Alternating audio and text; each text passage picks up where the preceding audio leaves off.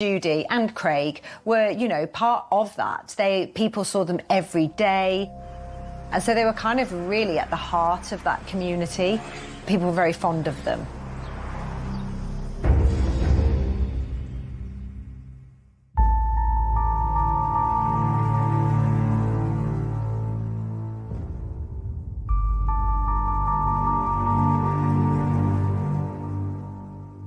Friday, the 9th of January, the worst day of my life and my husband's life.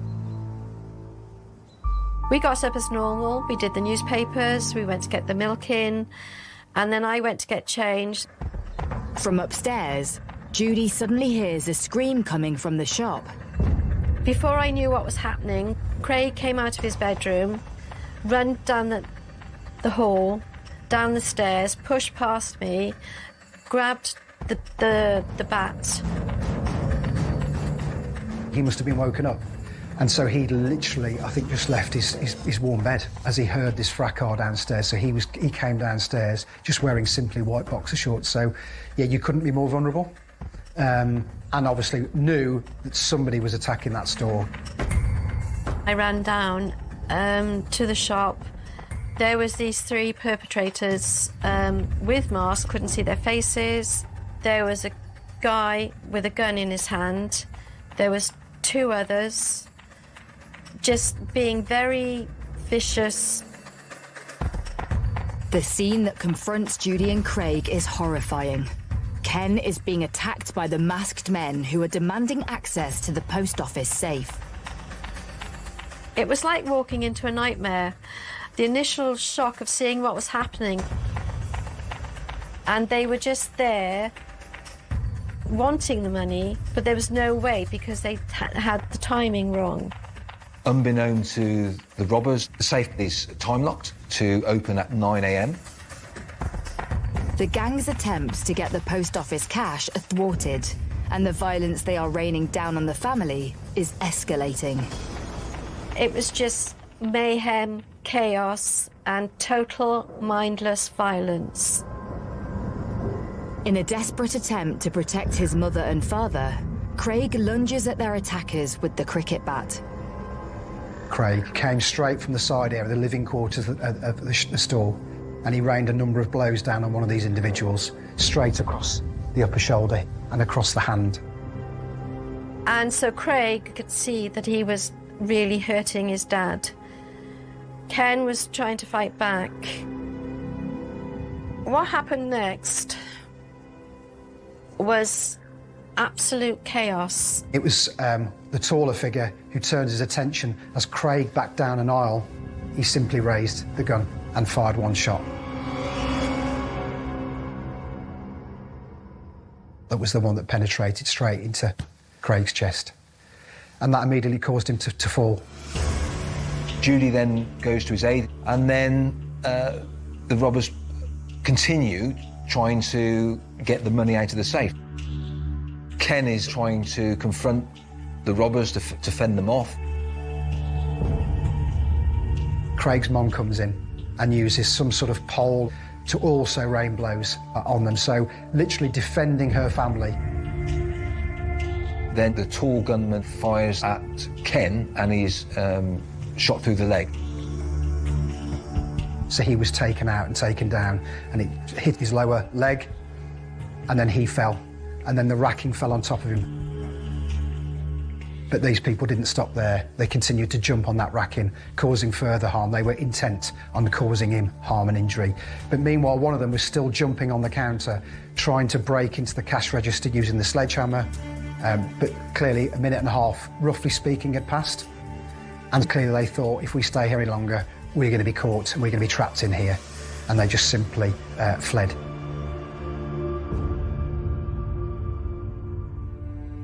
And I went over to Ken, and he was on the floor with his injured leg. And then I went to Craig, and he looked at me and he said, "He's gone." Craig had said to his dad, the last word he ever said is, "They've got me."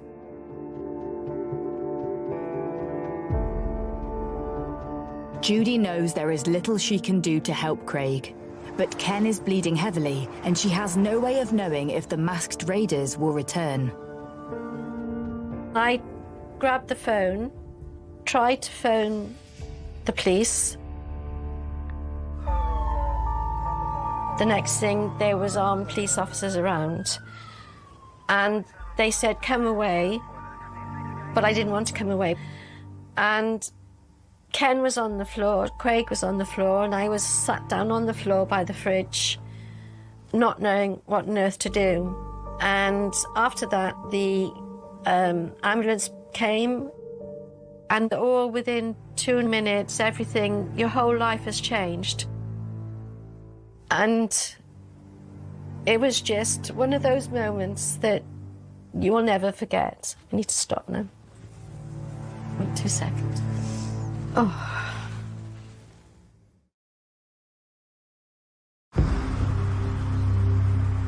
The residents of Fairfield are waking up to the horrific news that there has been a fatal shooting at their village post office.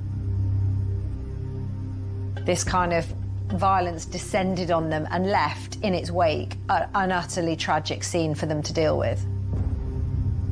Judy's son Craig has been shot and killed by a gang of masked gunmen. Her husband Ken has been rushed into surgery, having taken a bullet to the leg. I was numb with shock.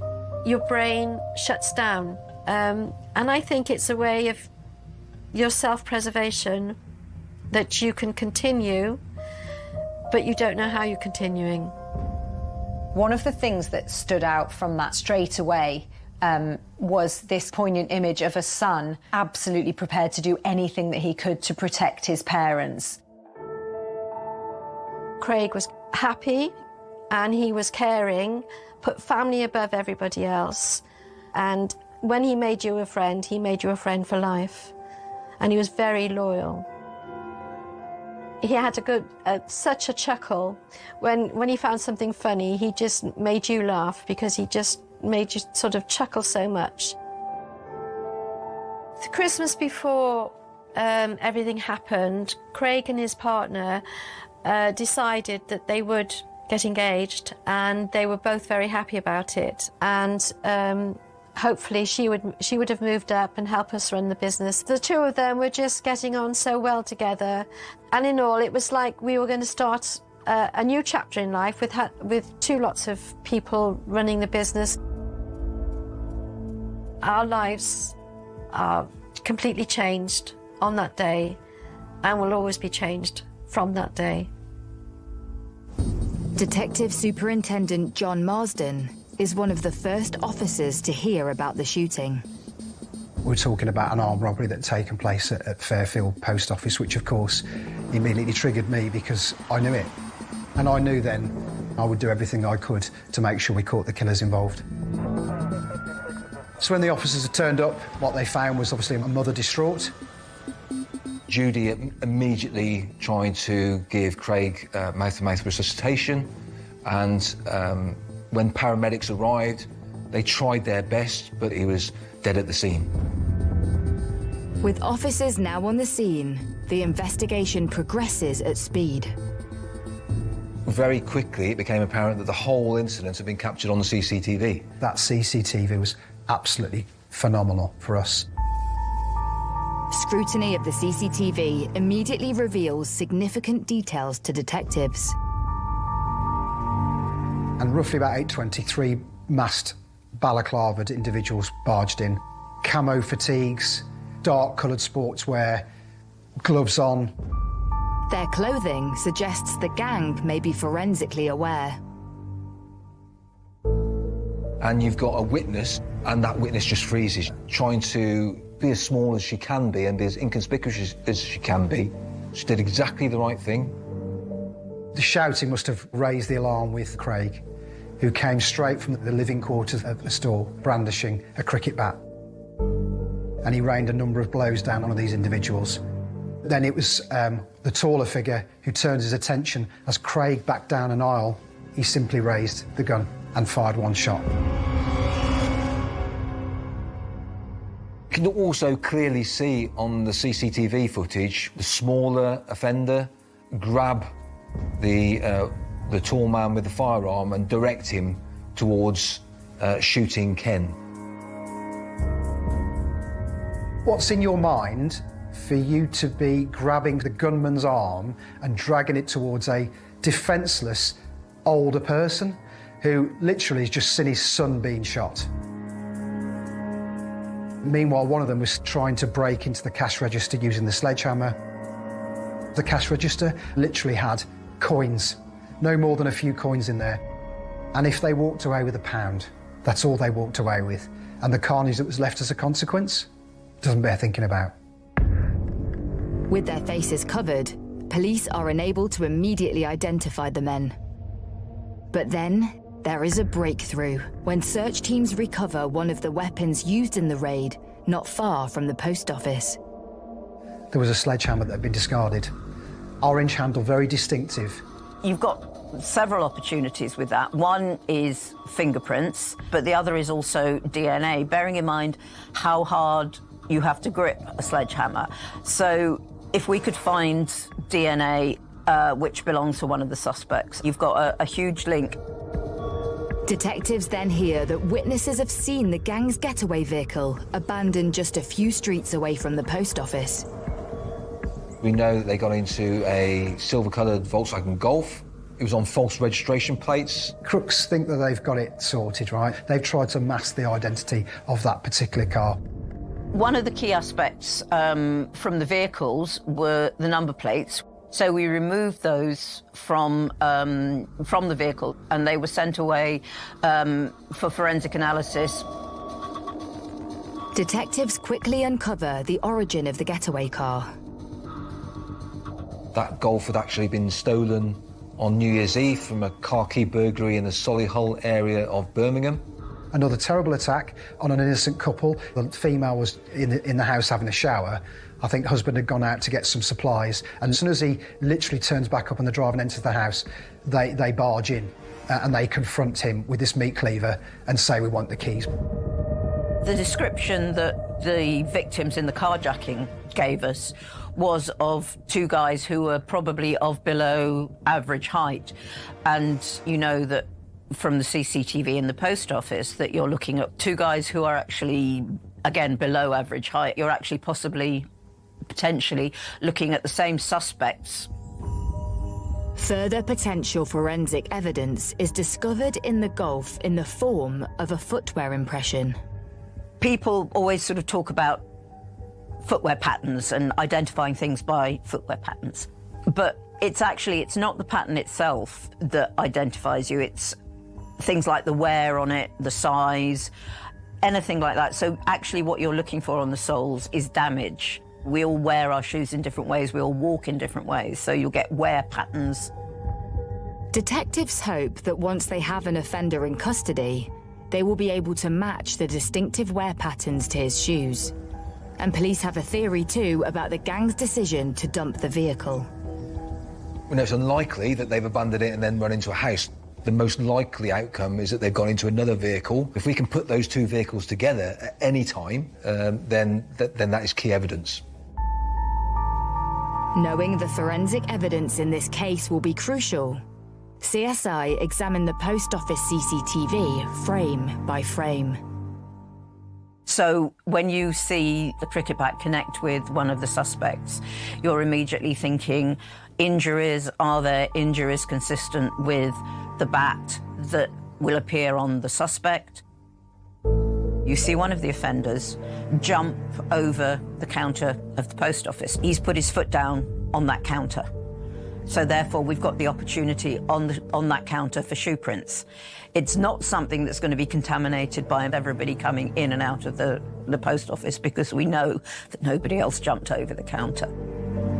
We found a great foot impression on the counter. And then we were slightly puzzled because it was actually a size 5 shoe. Now that is very, very unusual in an adult male. You've got an offender who, from the CCTV, is apparently male, but has got very, very small feet. And this is a really unusual aspect and something that potentially is really, really good evidence. As officers search for the gang, CSI turn their attention to the handgun used to kill Craig Hodson Walker. and we're looking for the casings, because obviously we're also looking for the weapon, because the markings on bullet casings are unique to the gun that's fired them. When the recovered bullets and casings are sent for analysis, the information returned to the investigation team about the gun they have come from is chilling. It's been quite notorious. It's called gun number 6, and it was linked to murders and to armed robberies. And they're able to match those bullets and bullet casings to a 9mm handgun that it turns out has actually been used in 11 crimes previously. What you get in the criminal fraternity is that you get pool guns, and there is an armourer, and criminals will go to him and request a weapon for an offence that they're going to commit. So the way that the tall gunman, raised his hands coldly and shot Craig at point-blank range tells me that it was very cold, very callous. You could see that they were criminals that were used to handling firearms and had no concern whatsoever for taking a human life. The attackers of this post office were highly unlikely to be locals. They would almost certainly have come out to Fairfield from an urban area. It's fairly likely that a gang like this have come out of Birmingham, given the geography. Pressure is mounting on police to stop this violent crime gang. The thing you've got to worry about is the psyche of these people that have shot one person, tried to shoot another, and they could do it again. What was the next target going to be? These people would stop at nothing if left unchecked. We are on a manhunt. We need to track down these offenders as quickly as possible because they are armed and dangerous and out there in the community.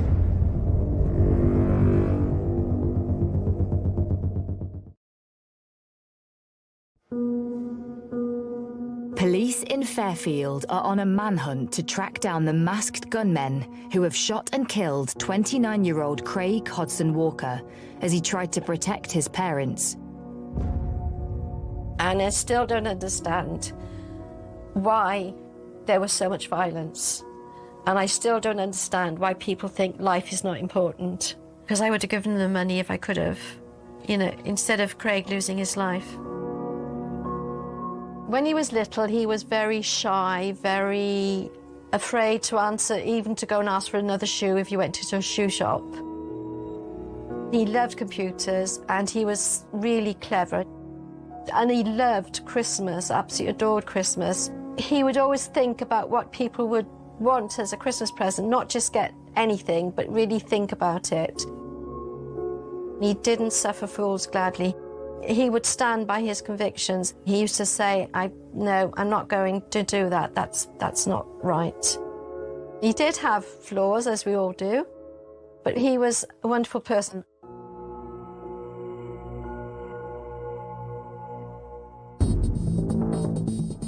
Police know the gang fled the scene in a stolen VW Golf.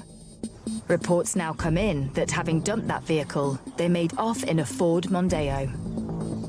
That they then made their way back to the Birmingham area in that car. Witnesses are going to tell the police they've left in a Golf, and that's what the police are going to look for. Well, of course, they knew that. Therefore, they had tatty-looking white Mondeo, old car, P-registered, I think, something that was not going to stand out in some ways, certainly to any other witnesses. Alarmingly, one of the vehicles has been seen in the area in the days running up to the robbery. It's actually been spotted near various post offices in the days preceding the armed robbery at Fairfield. They've been out casing places, trying to find the best post office to hit.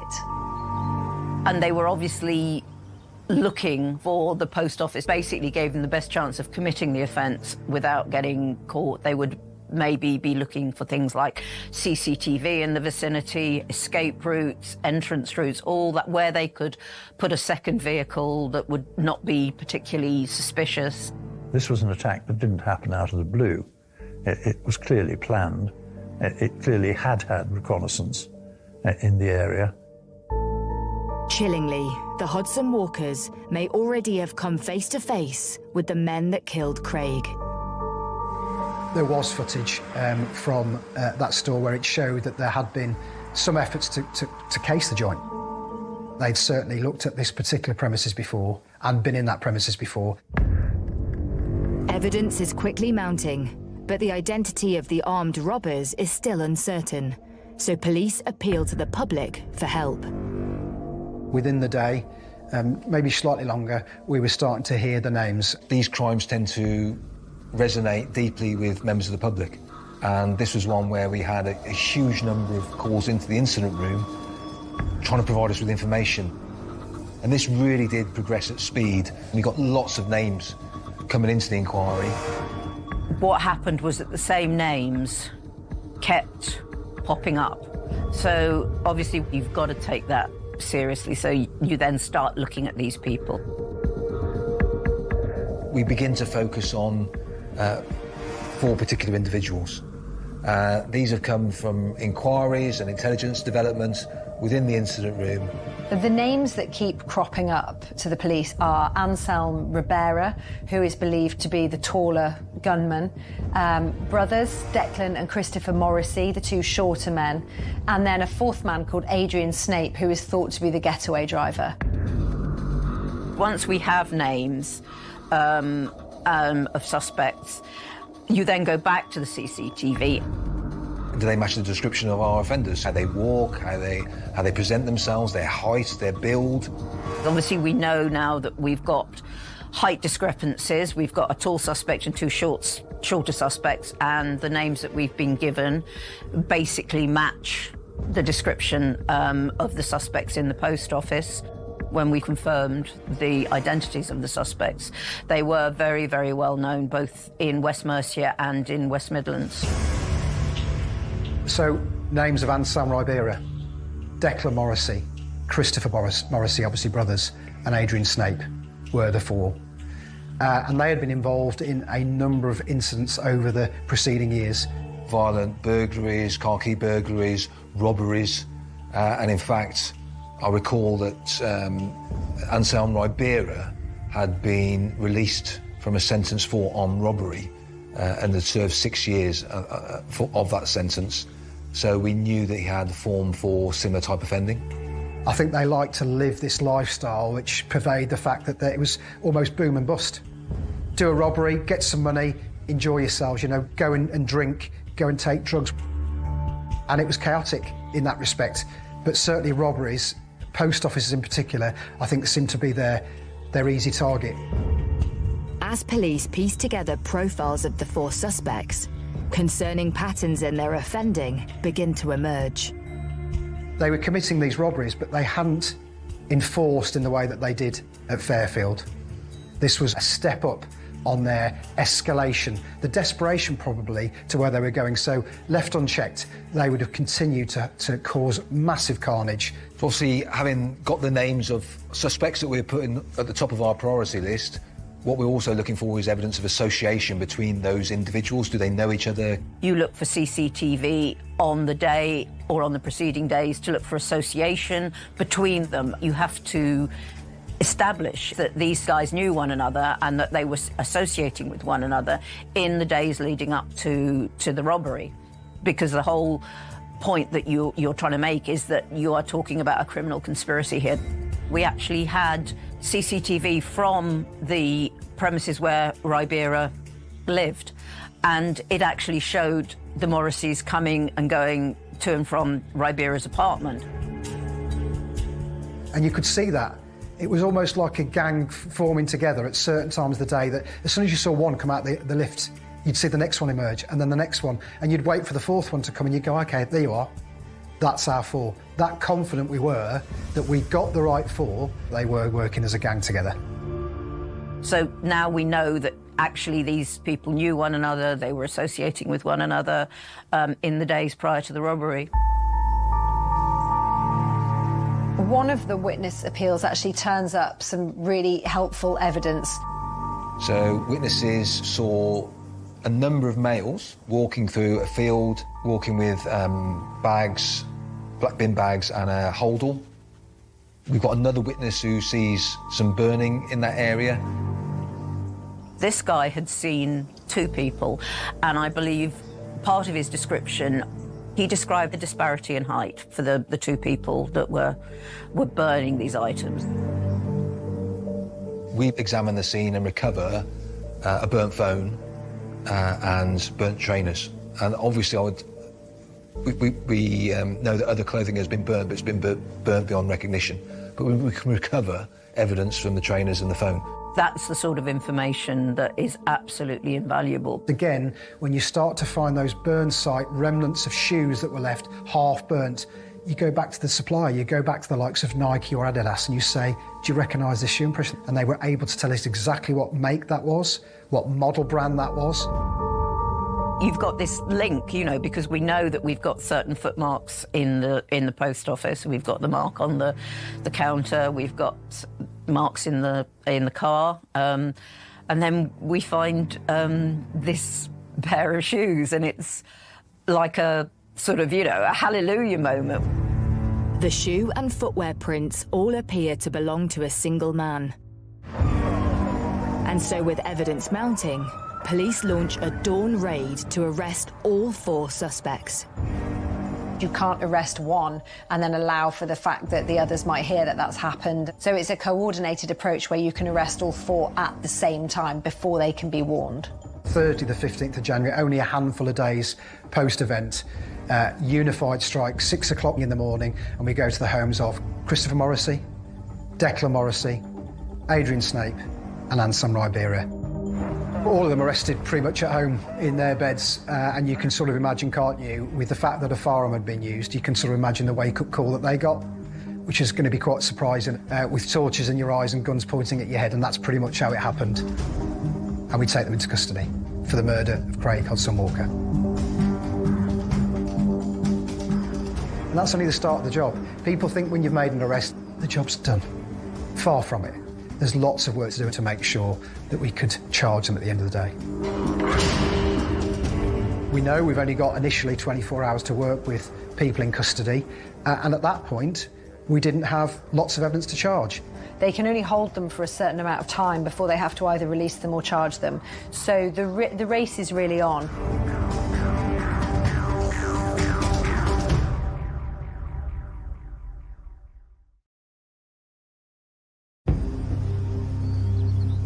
It has been less than a week since the armed robbery in Fairfield that saw Craig Hodson-Walker gunned down as his horrified parents watched on. Police have 4 suspects in custody.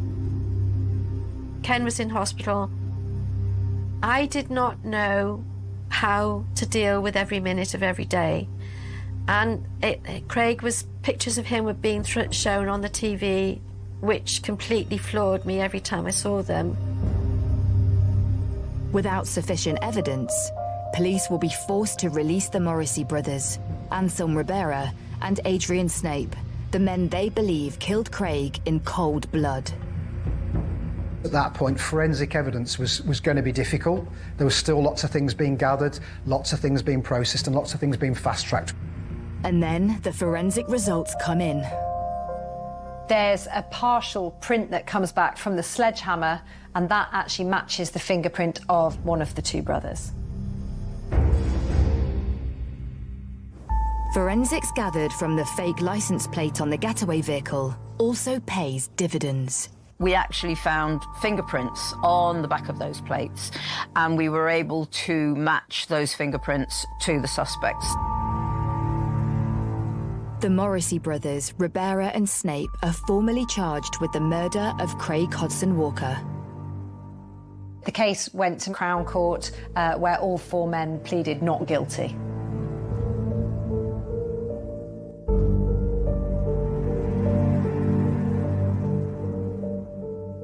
For Craig's parents, Judy and Ken, attending court is a harrowing experience.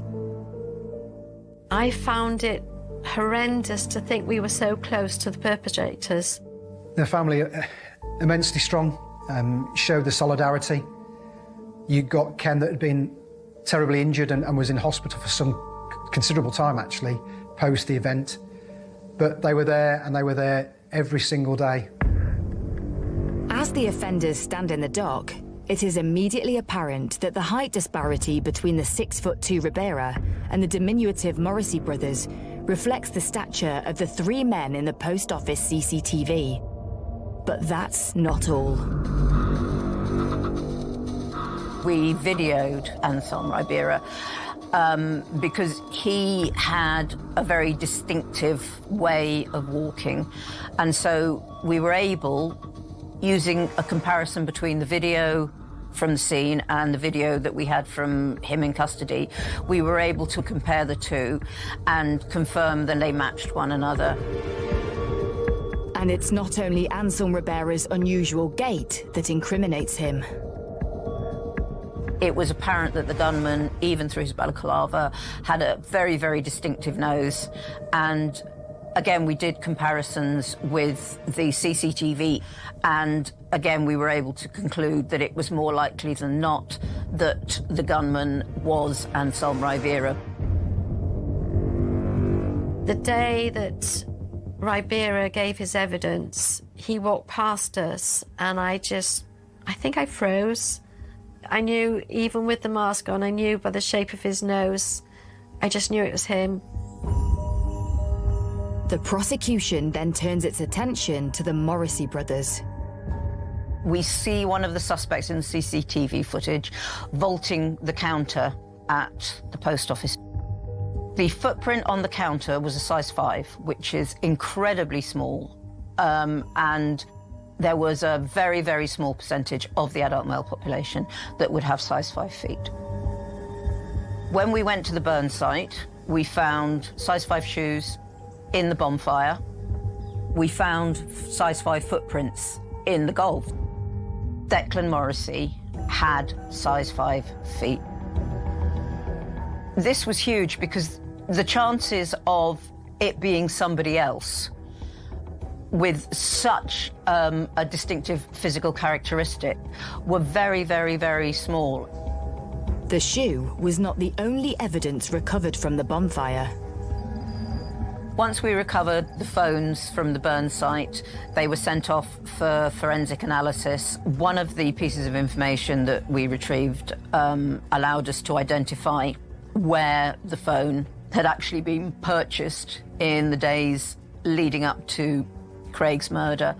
And from that, we managed to obtain CCTV of Anselm Ribera, the gunman, actually in the shop where the phone and the SIM card were purchased. And that's not the only CCTV evidence the prosecution is able to present in connection with the burn site. There's a newsagents nearby that does have CCTV, and on that, they find footage of what appears to be one of the suspects. He is clearly hiding his hand, which leads them to suspect that it's the person who had been hit with the cricket bat in the Fairfield post office. He is buying matches, which also suggests that he's buying those so he can then set a light to the evidence at the burn site. The man in the newsagents is identified as Declan Morrissey. Craig, in defending his parents, had hit the robbers, and sure enough, Declan Morrissey had injuries to his hand. We had the cricket bat, and you can actually marry up the bat with the injuries so that you can say that those injuries were inflicted by that weapon. Because we knew that Declan Morrissey had injuries, we thought he might have sought treatment for it.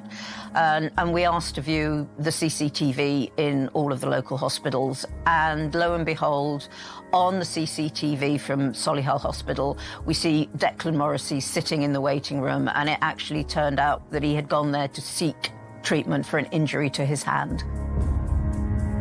Despite the compelling evidence being produced, the men accused of Craig's murder seem unfazed.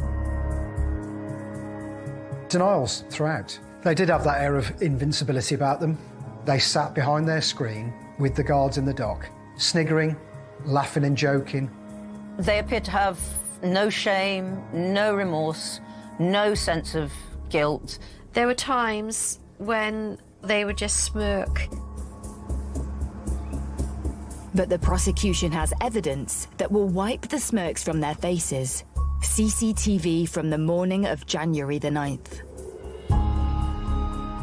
And one of the very important pieces of CCTV that we discovered was from a petrol station where we see all 4 suspects and both vehicles, the Golf and the Mondeo. So this actually puts them together on the day of the murder. So obviously it will take a lot of explaining as to why the 4 of them with 2 stolen vehicles were together on the morning of Craig's murder, close to where the post office was located.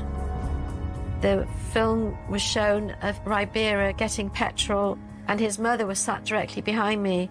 And I heard her say, "That's not my boy." And I turned to Ken and I said, "We both know it is."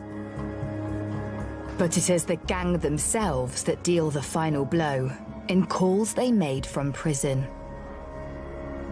So yeah, prison calls are recorded, and only in special circumstances can we use those in evidence. It's another criminal that they're speaking to on the phone, and they become loose. They're talking about what they've done, almost bragging about what they've done. They were talking about it very freely, and they're laughing about it, as if it doesn't mean anything, that they've caused this pain and anguish to people that ultimately led to the death of an individual. Just terrible. These men were all acting together. They had gone in together, each knowing that they were armed and with the purpose of robbing the post office. So it was the classic joint enterprise. So Declan and Christopher Morrissey are almost the masterminds. They've planned it, they steal the car, they're seen coming and going to Ribera's flat. Ribera pulled the trigger. They're all responsible. After an 11-week trial, it is now down to the jury to decide. Every officer that sits in a courtroom would lie to you if they don't have that feeling that something might horribly go wrong at the end of it. The jury was out for some time. It seemed like forever, which makes you think, oh my God, we may have failed. We just held our breaths when we were waiting for the verdicts. On the 16th of December 2009, the jury convicted Anselm Ribera, Declan Morrissey and Christopher Morrissey of the murder of Craig Hodson Walker. They also convicted all 3 men of the attempted murder of Craig's father, Ken, as well as charges of armed robbery. It becomes kind of harder to have the same argument of joint enterprise for Adrian Snape, the getaway driver. Mr. Snape always denied that he had realised there was a gun and that there was going to be a killing. And so the jury acquitted him. When Adrian Snape was cleared, it was quite a dramatic moment. He jumped up and shouted out loud, "I told you, I effing told you." Snape was removed from the court by security, and some of the jurors were visibly upset by it. In a final act of disrespect, all 4 offenders choose not to attend court for their sentencing. So, cowardly is how I'd best describe it, cowardly. Happy to sneer for the weeks preceding that in the courtroom before conviction, but then couldn't face justice. Regardless of their absence, the sentences are passed. Anselm Ribera and both Morrissey brothers each received a life sentence with a minimum of 34 years. Adrian Snape was found guilty of involvement in the armed robbery and was sentenced to 8 years imprisonment. It didn't make any difference because on the 9th of January, that's when we started our life sentence. But Craig's family do take some small comfort in the fact that he was instrumental in bringing his own killers to justice. He actually installed the CCTV that captured the offence taking place, captured his own death, which provided the investigation team with some evidence. Also, in defending his parents, using the cricket bat, causing the injury to the wrists of the suspects, he played a vital role in actually securing convictions for the killers. Till the day I die, I'll never forget the 9th of January 2009. It's imprinted, it's there, and no, our lives are completely changed on that day and will always be changed from that day. My family is depleted by one. I never hear his voice again. And I miss his little hugs and his little chuckles. I just miss him. If Craig was here right now, I'd just say, I love you. Don't need to say any more.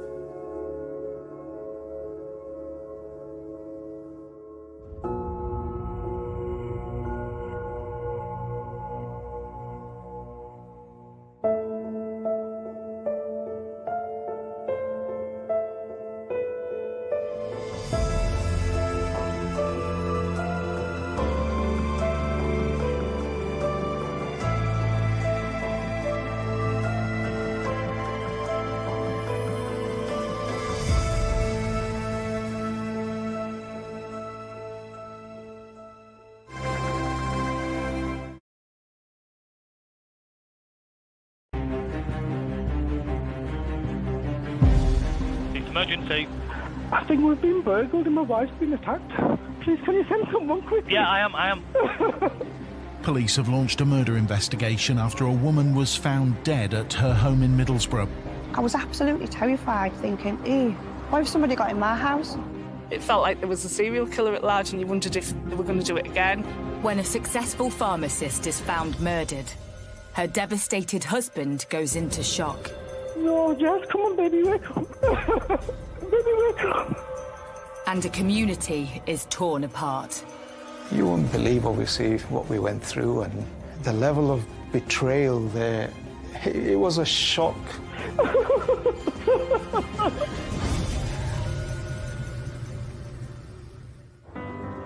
In the northeast of England lies one of Middlesbrough's most attractive areas, Linthorpe. It's quite an affluent area. Big houses, quite leafy, long driveways, nice cars on the drive, professional people live there. You know, it's a family area, it's very friendly. Best part about it is the neighbours, you know, we all get on and good community. It's very safe, yeah.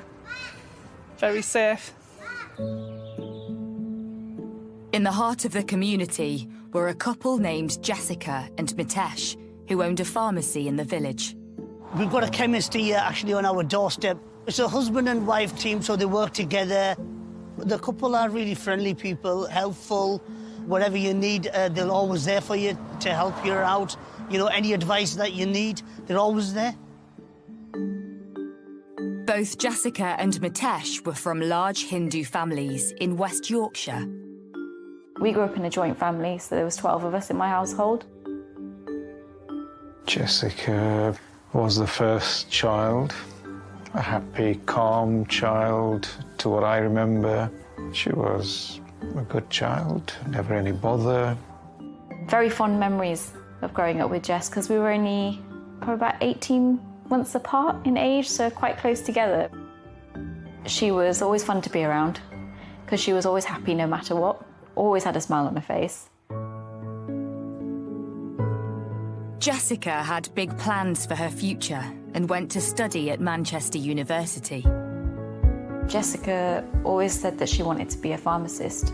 She always wanted to help people. That was her thing. It was at university that Jessica met Mitesh, and the pair quickly struck up a relationship together. I think Jessica's mum was ill around the time that they got together, and Mitesh was support for Jessica and would, you know, say all the right things, buy her presents, teddy bears, things like that. He was constantly showering her with gifts. I think she must have had like 50 plus Me To You teddy bears in her collection. Because we shared a room, they were like dotted all over the room. And she was just really happy. I got privy to a lot of their evening conversations at bedtime. Mitesh and Jessica would often be on the phone, and because we were sharing a room, it would be a case of her saying to him, "You put the phone down," and he'd be like, "No, you put the phone down." They seemed just like a happy couple, well, a happy young uni couple. Jessica's mother sadly passed away, but Mitesh helped her through this difficult time, and the couple soon mapped out their future together, despite some initial resistance. Initially, when Jessica approached Dad about getting married, he wasn't so ecstatic about it. He didn't think they were a suitable match for Jessica, but Jessica persisted. She insisted that she loved him, and vice versa. She wouldn't take a no. So, of course, obviously, in this day and age, we know that we can't force our child.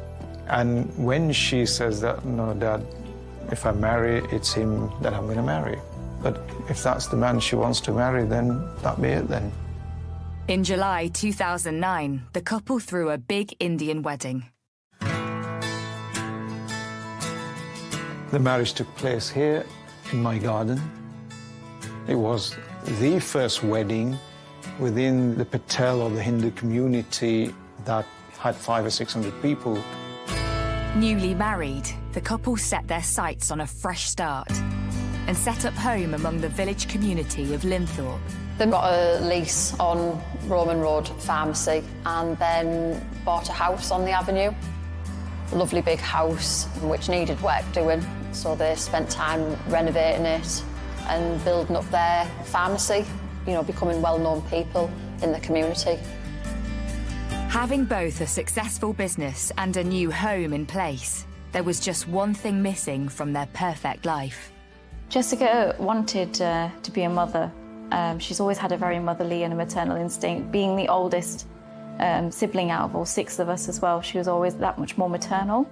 And she wanted children of her own. I think it's something they'd thought about for years.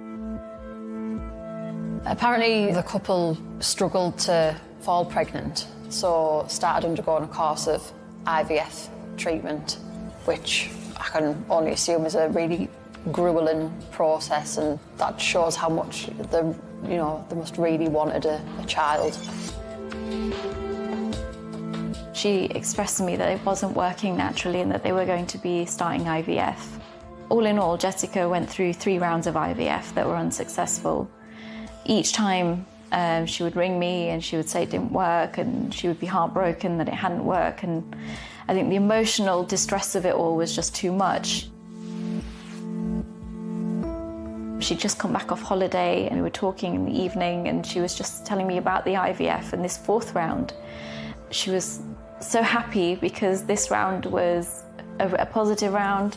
She said that it looks like it's going really well. They managed to freeze 3 embryos, and in June, so within a matter of weeks, she was due to have them implanted, and she was so positive they were going to work this time. The happiness was in her. I can't even describe how happy she was, because that dream of becoming a mother was just about to materialise for her.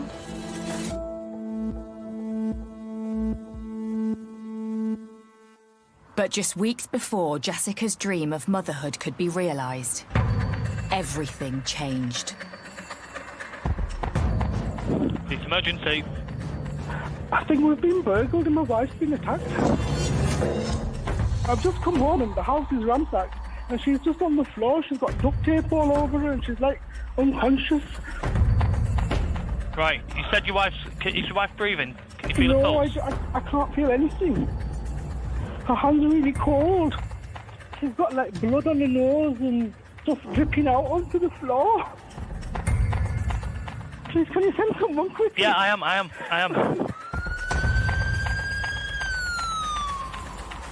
Yeah. Okay, listen. The police are outside. Can you let the police officer in? It's Jessica. I'll leave her with you, okay? Police and paramedics rush into the house and find Jessica in the living room. They try resuscitating her, but she is pronounced dead at the scene.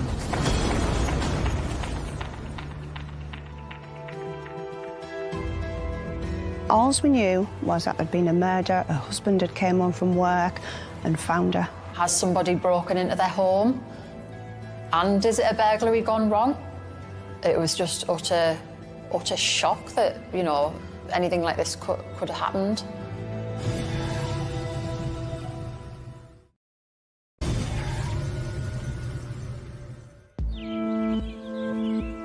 In the picturesque village of Linthorpe, the community is waking up, reeling at news of a murder. But the previous morning, May 14th, started out like any other day in the Patel household. Jessica and Mitesh had been in the pharmacy working. Jessica's dad popped into the pharmacy to speak to them both. I can see that smile on the day I walked in, which would have been just after 10 o'clock. And I can still see her far back because it was a sort of a deep pharmacy. So I said, I'll be down next week. And she goes, OK, Dad, I'll see you next week. Of course, I did hug her. And I couldn't believe that I would never see her again.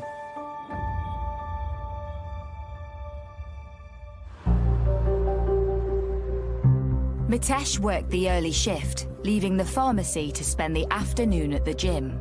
Jessica went home, Mitesh pops back to the pharmacy, goes to the local pizza shop to pick up a pizza for the pair of them, texts his wife to say he was getting the pizza, he'd be home shortly. He came from the chemist roughly around about 7:30. He ordered his pizza and then he left. We were quite busy at the time, so it must have been about 20 minutes, half an hour. He'd come back. I gave him his pizza. I shook his hand like normal, and he left with the pizza. Mitesh then goes home and makes the awful discovery. It's emergency. I think we've been burgled and my wife's been attacked. I've just come home and the house is ransacked and she's just on the floor. She's got duct tape all over her and she's like unconscious. Her hands are really cold. Please, can you send someone quickly? Yeah, I am. No, Jess, come on, baby, wake up. Baby, wake up.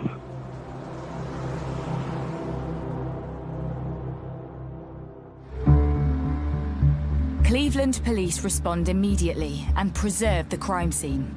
We have in the investigation what we call the golden hour.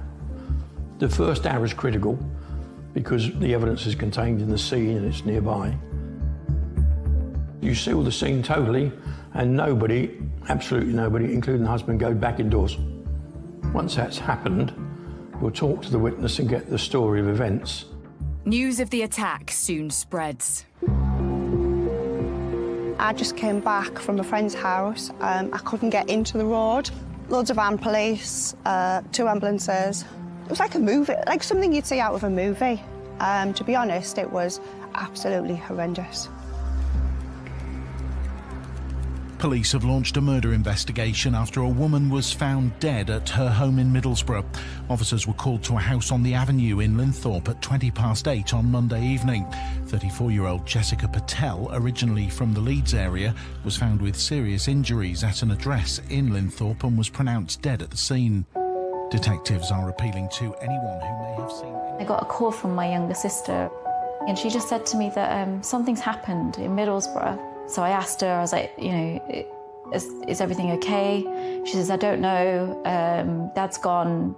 We're just gonna wait and see when Dad gets there what he says. So I said, okay, keep me updated. But when I woke up, I saw my husband sat at the end of our bed. I sort of sat up and I looked at him. And when I looked at him, I thought, something's not right. And he turned around to me and he just said to me, I've got no easy way to say this to you, but Jess passed away last night. I think those words in that instant hit me like a ton of bricks. My heart started racing a lot like it's racing now. Just thinking of that moment. I didn't want to believe him. That can't be true. You know, how could this just suddenly have happened? I remember calling Dad and Dad's confirming that it was true. Something had happened, a burglar had got in and Jessica had been harmed in the process and that she'd been killed. After receiving the devastating news, Jessica's family immediately rally round and make their way to the family home to support her husband, Mitesh. I walked into their main living room where Mitesh was sat on the sofa and I went straight over to him, sat down next to him, and he buried his head into my shoulder and was crying. I consoled him and just hugged him and told him that no matter what, we were there to support him. I myself was crying. The whole room, to be honest, was crying. Everyone was upset. News of Jessica's murder sends shockwaves through the village. I can't really know that how can a murder happen in this beautiful place. It's a Linthorpe village area, everyone's friendly, and, you know, all of a sudden you actually hear, right, that she's been killed. And you think, you know, how can somebody do that, especially to a chemist, a pharmacist person who's actually, you know, there to help you. How it happened to beautiful Jessica, you know, and she was so lovely, and you can't even imagine how someone can kill her. It's a fear. It's a lot. I no words, really. It felt like there was a serial killer at large, and you wondered if they were going to do it again. With such a big story breaking in the close-knit village community, local journalist Felicity Collinson is hot on the case from the off. I went out to the scene and the street was just like really quiet, you know. It was quite like an eerie quietness that morning.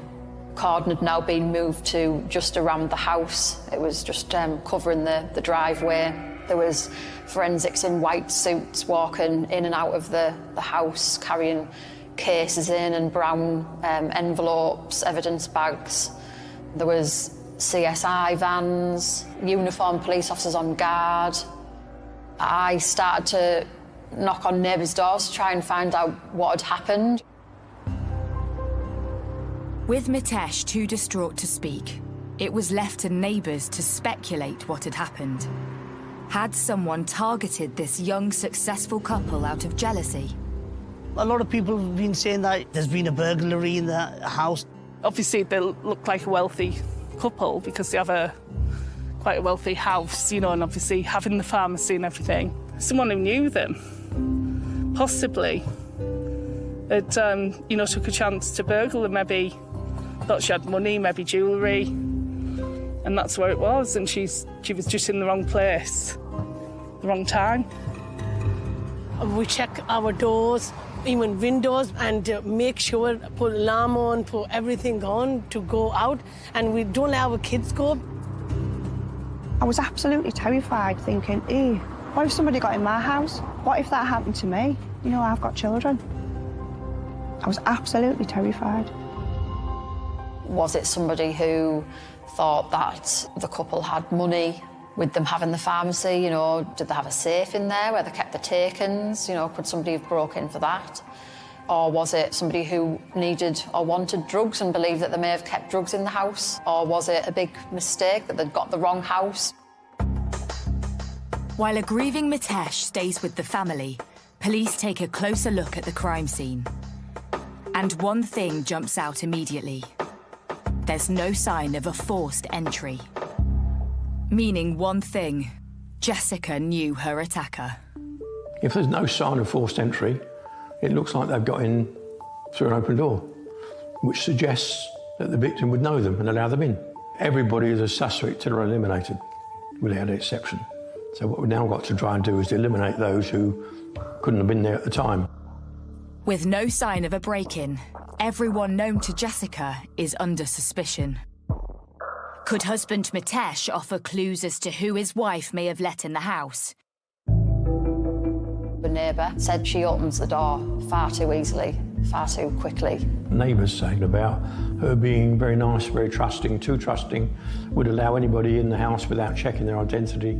And therefore, we'd have to look at that, because if there's no forced entry, we will be worried about somebody who's just been let in the house. Does she have a relationship with another man or another person?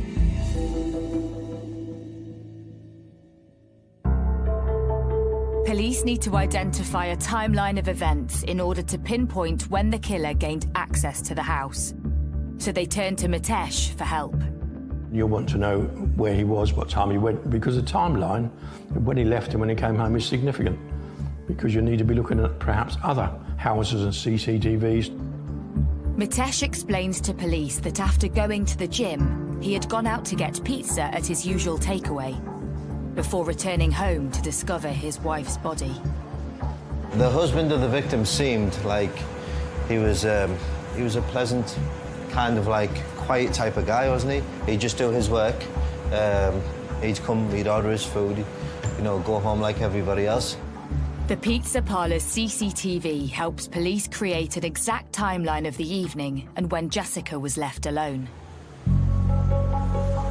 The police came in to the shop and kind of like asked for the camera footage of the husband of the victim and basically kind of explained what was going on in a small way. They didn't really tell us exactly what was going on, but they just kind of gave us a clue to why they need, you know, and what's happened. He took my camera, CCTV camera, he took it from here. He said, I want to see what's going to happen in here, like when he came, when he go out, that's it. With Mitesh's movements that evening clear, police are still no closer to establishing who had gained access to their home. But post-mortem results help police identify the cause of death. Could this lead to clues as to her attacker? It's found that she died from pressure to her neck. There was also a suggestion that from marks to Jessica's neck that a ligature of some sort had been used. And in asphyxiation, of course, you've got to look at was something placed over a mouth, over a nose. Was there some other way of stopping the oxygen, getting to her? All those sorts of things you expect the examiner to tell you about. Despite this crucial information, no murder weapon is found at the scene. 3 days into the investigation, and police are no closer to a motive or a suspect. Police hadn't arrested anybody. I know personally I felt a bit of worry for the people living in that street. You know, I would have felt worried. But on the 17th of May 2018, things take a dramatic turn. A man has been arrested in connection with the murder of a woman in Middlesbrough. Everyone was talking about it, that they've caught somebody. When we find out who the police have arrested, it's just tragic, just a tragedy.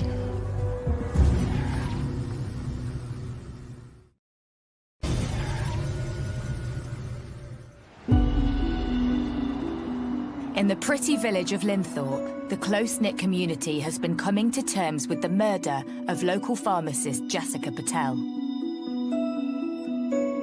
In the days since, Jessica's family rally around a grieving Mitesh.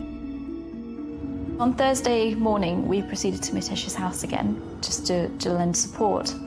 We spent the morning there, but then Dad received a call from the liaison officers asking us if we could return home because they needed to speak with us. They didn't really tell me what it was for, but something related, which I thought they may want some more statements. We come home, we sat in that room, and there's the police, the family liaison officers, and they said, Mr. Patel, we have to tell you this. It's Mitesh.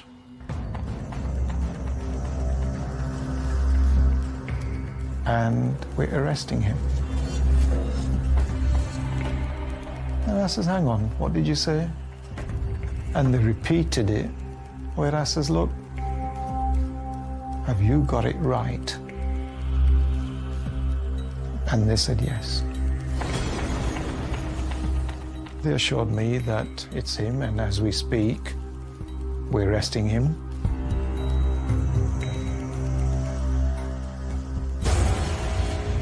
Having just spent the morning comforting Mitesh, his arrest comes as a shock to Jessica's family. You can't help but think that why would he do it? You know, what reason could he possibly have for having to murder Jessica? At the same time, you're like, have you got the right person? Because if you haven't, that person's getting away. Yesterday afternoon, police arrested a 37-year-old man in the West Yorkshire police area on suspicion of murder following the death of 34-year-old Jessica Patel in Middlesbrough on Monday. The man remains in police custody. News of Mitesh's arrest becomes public and locals react in horror. How could this loving husband and pillar of the community have anything to do with such a brutal killing? It was a bit of a shock, to be honest with you, because we thought of them as, you know, good people, normal people. We didn't think anything was going on in their home. We were all just so shocked, gobsmacked, really. We're still thinking, is this really a husband who's been, you know, arrested for her murder. You know, he's a pharmacist, she's a pharmacist, you just don't expect this at all. So what had led to the arrest of Jessica's seemingly besotted husband? The man she'd been looking forward to starting a family with. The police are still searching the house, you know, for evidence and clues. And then there's a breakthrough. So senior crime officers find a hard drive wrapped in clothing underneath the mattress. It has a serial number on it which relates to the CCTV in the house. When police had previously spoken to Mitesh, there had been no mention of this CCTV.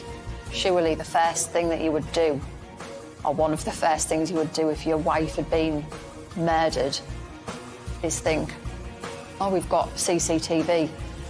The footage of the killer will be on our CCTV. But there was no mention of this at all from Mitesh. Police examined the CCTV footage from the hard drive. It shows that it was switched off or taken or removed 6 minutes before he called the police for the 999 call. Police rewind the footage to look for any clues earlier in the day. But what they find shocks them. The CCTV shows that at 3:30 p.m, Mitesh returned home from the gym, but never left to get pizza before Jessica came home from work at 7 p.m. Instead, Mitesh doesn't leave the house till 7:42 p.m. and then returns home with the pizza at 8:15 p.m. 4 minutes later, the camera is switched off. This is a crucial piece of evidence because it doesn't show any other person entering or leaving the house other than Jessica and Mitesh. You know, there's no other, you know, intruder or person sneaking around. Mitesh calls police at 8:24 p.m. to report finding his wife dead. With no sign of anyone else coming to the house, police hone in on their now #1 suspect. So now he becomes the prime suspect. We now need to look at what's the motive. So you'll extend the investigation and you'll also start looking now at all his personal life and personal technology he has. Has he got an app on his phone? What does his computer say? And the family computer drops a bombshell discovery. There was searches on his computer, you know, how to kill my wife. His searches included employing overdoses of insulin, employing perhaps strangulation. We've also got searches on his laptop and on his phone about the fact that he will earn £2 million in insurance payouts from his wife's death. Have police finally uncovered a motive for Jessica's murder? These were various policies that were taken out at various times. It's interesting to note that the first policy was taken out shortly after Mitesh Patel had begun in 2013 to investigate ways to kill. But the biggest breakthrough comes when police look at Mitesh's mobile phone, which recorded his heart rate and activity. Mitesh Patel was not to know that he had this particular app activated on his phone.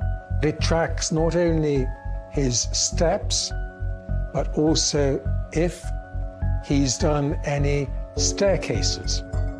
The app reveals to detectives that immediately after Mitesh had arrived back at the house, at a time when he said he discovered Jessica's body, he had also gone upstairs for 4 minutes before calling 999.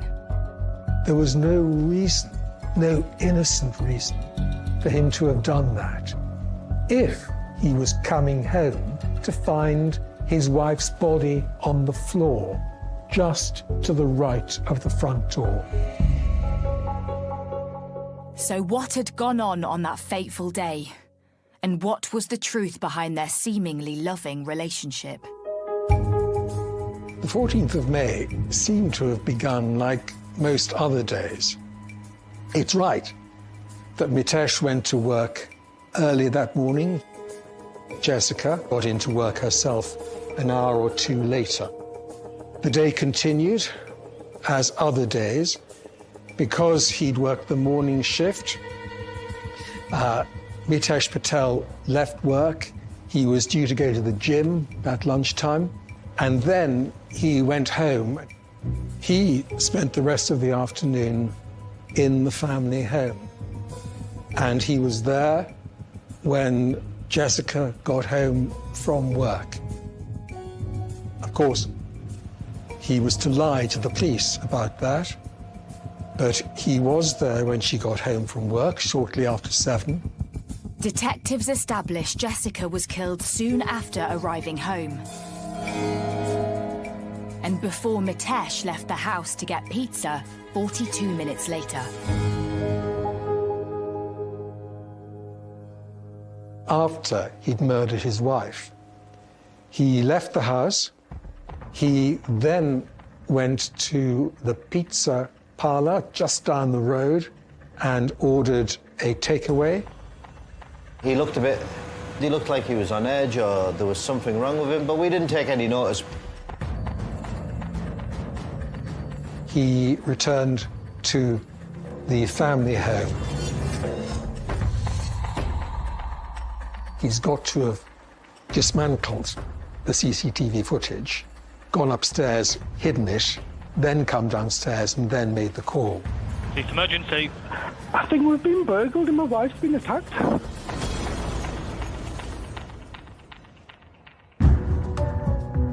Confident they have their man, Cleveland police make the decision to charge Mitesh for the murder of Jessica. To be honest with you, after all that and how I was feeling, and for this to happen, you won't believe, obviously, what we went through. Having portrayed himself as the devoted husband, running a successful business with his wife and planning to start a family together, the truth behind this perfectly cultured facade was starting to unravel.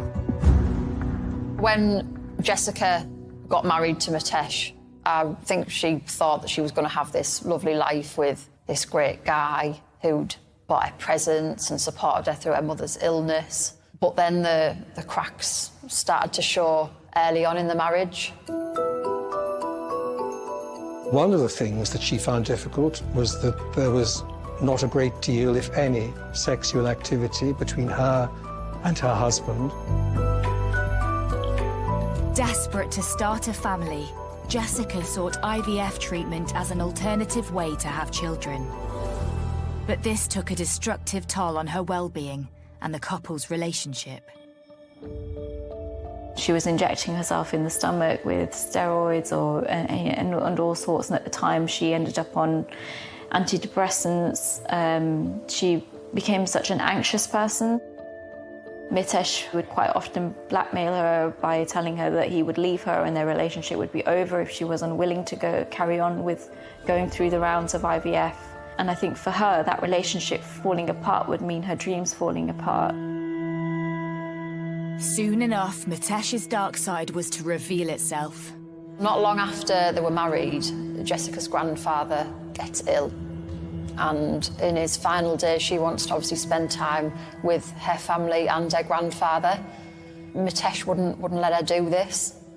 And there's reports that in the car one day, she's sort of like trying to put her case for wanting to go and see her grandfather, and he doesn't want her to, and he apparently hits her. She told a family member that he put his hands around her neck and that it hurt. A pharmacy worker had seen Jessica limping, and apparently Mitesh had thrown a mobile phone at her. And as time went on, she became not just less bubbly, but more withdrawn and even losing weight. And we all came to understand that which Jessica's family suspected, that she was being controlled and kept apart from her own blood family.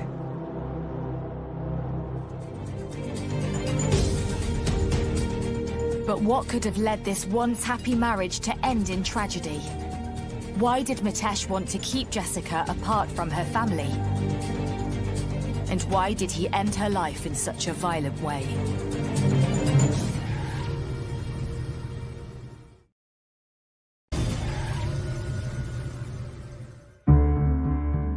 "37-year-old pharmacist Mitesh Patel has been charged with the murder of his wife Jessica in their home in the village of Linthorpe. Having pleaded not guilty, the case is sent for trial. To be honest, we can't believe that he had the audacity to plead not guilty when there was all of this evidence against him. It was just bizarre that he would even try to, get off with this. In December 2018, the trial begins at Teesside Crown Court. Well, in my life, I had never gone to a court before, never ever been in a court. We knew it was coming. To be honest with you, I didn't want to be there. For the first time since his arrest, Jessica's family comes face to face with her alleged killer. There was a couple of times that he had the opportunity to make eye contact with the family. There was clearly no compassion in him for the fact that he had lost his wife so horrendously.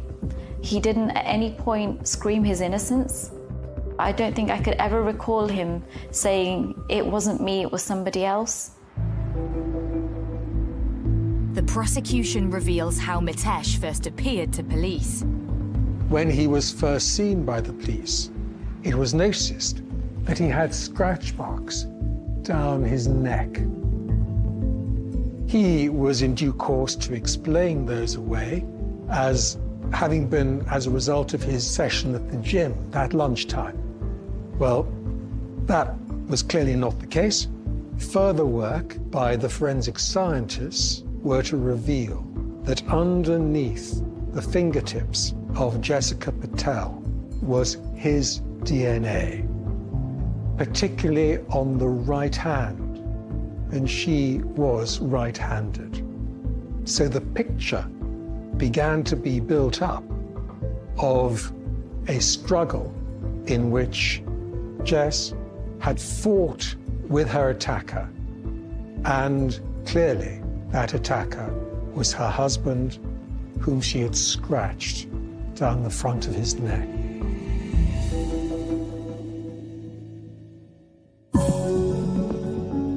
Police have never revealed what they believe to have been the murder weapon until now. It's found that she died from pressure to her neck. At the scene in the house was a Tesco carrier bag, and tests showed that the inside of the bag had traces of Jessica's saliva and blood in there. There was also a suggestion that from marks to Jessica's neck that a ligature of some sort had been used. So it was surmised that the Tesco carrier bag had been used to suffocate Jessica. After suffocating her, the court is told Mitesh bound her with duct tape. Crucially for the prosecution case, a reel of duct tape was discovered in the pharmacy, with police believing Mitesh hid it after going to order pizza on the night of the murder. The jury were given both pieces to look at. They were photographed, and once the tape had been flattened, it was the clearest possible fit, just like a jigsaw puzzle. It was unique. I was present at the court every single day. I think 95% of what came out in that courtroom we were unprepared for. There was only 5% of that we went in knowing, and that 95% was devastating. To learn what Jessica had gone through, how she had died, what he had subjected her to all those years, it was just devastating. But the biggest shock was yet to reveal itself in the courtroom. Far from the perfect life they had portrayed to the world, it seems Jessica was harbouring a secret about her husband. Jessica found evidence on her husband's phone of the gay flings he was having and of pornography. He insisted it's banter. He insisted he loved her more than anyone. And if she wanted, he would give up seeing anyone else. He said all he wanted was her and to have their baby. He had extramarital affairs with men. He was a regular user of the gay app, Grindr. He was caught in clinches with another man in the pharmacy, which was recorded on the pharmacy tapes. But it soon became clear to the courtroom that Mitesh had already found another love abroad. Messages were found on his phone from a lover in Australia who he wanted to set up another life with. In 2011 December, on the Grindr app, he met a guy called Patel. So was Mitesh's dreams for a new life the motive behind the callous murder? Mitesh cunningly plotted to remove Jessica from the equation. He basically wanted Jessica out of the way so that he could move on and start this new life in Australia with his apparent soulmate. But not only did Mitesh have a secret lover who he planned to move to Australia to be with, he had an even bigger plan. Mitesh wanted to bring up a child with his new lover. The child he should have been bringing up with Jessica from the frozen IVF embryo. I still can't believe that somebody could go down to that sort of level. He wanted to take this embryo with him to Australia. That was his plan.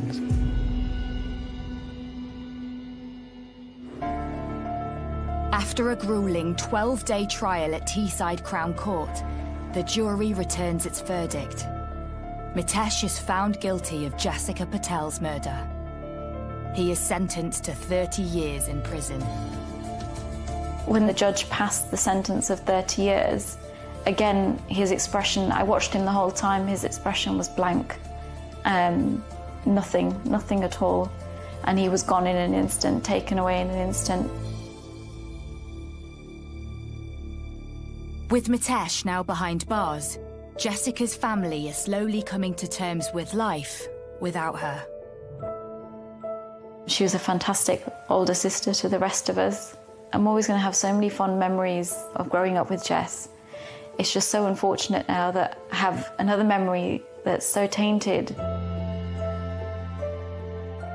I always can't help but picture her lying there on that floor in that living room, fighting for her life. And I always think of that moment because I can only think that she must have thought of us in that moment, knowing that her life was fleeing away from her, and how desperately she must have thought, someone save me, knowing it was her husband that was doing this to her. I can't shake that moment from my head at all. It's just there forever to stay. I wish it would go away, but it just doesn't. I want to be strong, and I want to be living the way I used to, even though I know that it's not possible, but I want to be strong. This is the worst thing that could happen on this planet, and it's happened to me and to this family. I do not want this to happen to nobody. Even to this day, every day, and every time I think of her, there's a part of me that feels so much guilt inside of me that I couldn't do anything to affect a change.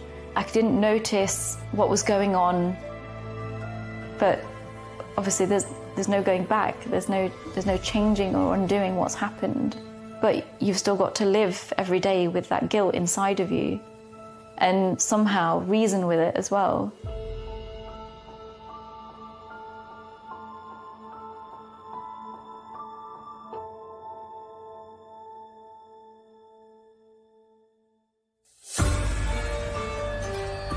There's a shift with the force northeast up for grabs, but watch out, it's going to be anything but plain sailing. That's Saturday at 10 on Sky Mix.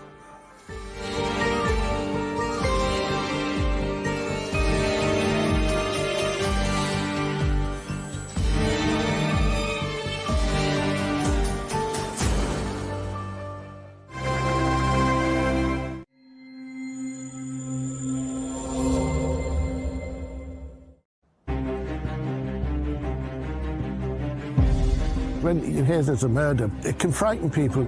I was so shocked that something like that would happen in a lovely village like this.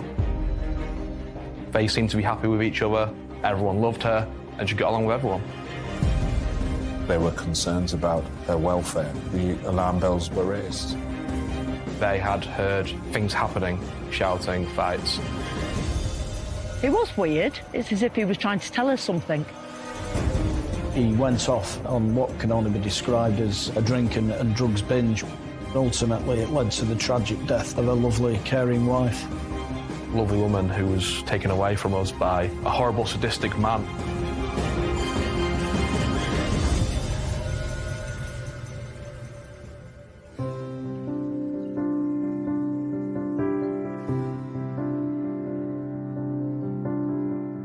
Situated in the stunning rolling wolds of North Lincolnshire lies the peaceful village of Worleby.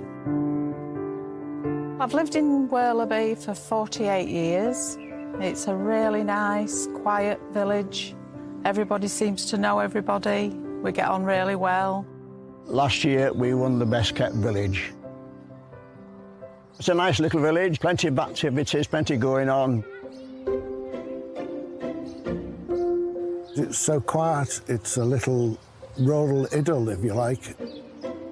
It's like going back in time living here. There's very little crime, it's beautiful, and it's a wonderful place to live for young families or retired people, and we've got all of them here. Friendly community, everybody seems like pretty much okay, you know. There's a lot of people who help each other, so there is quite a lot of good community atmosphere. And it is a lovely place to live. It's really nice.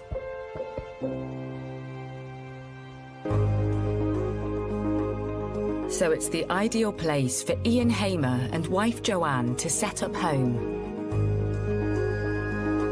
We're fairly new to the village. I think they've only been here about 5 years in total. I think I met her once. She seemed a really nice lady. Joanne in particular seems to throw herself into village life. Joanne was liked by everyone on the road. Outgoing, always out on the streets, speaking to each other. Ian, you would never see. He would be in his home quite a lot. Joanne, complete opposite. Everyone loved her, a really welcoming woman, and she got along with everyone. And so people wanted to open up to her, and that's why I think she quickly integrated into Worleby and loved living there. Joanne also has a successful career at the local council where she manages their healthy lifestyle service. After 6 years there, she's risen to become the public face of their healthy living campaigns.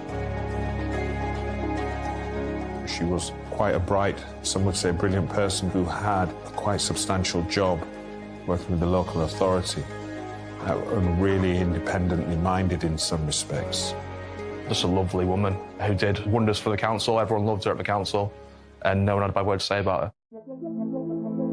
Ian Hamer, Joanne's husband of 27 years, works as a self-employed business consultant. He worked in many businesses and earning money here and there, and to sustain a reasonable living, you know. He had a nice place in Worleby, quite an expensive area to live in, so he must have been doing okay in his profession, I guess.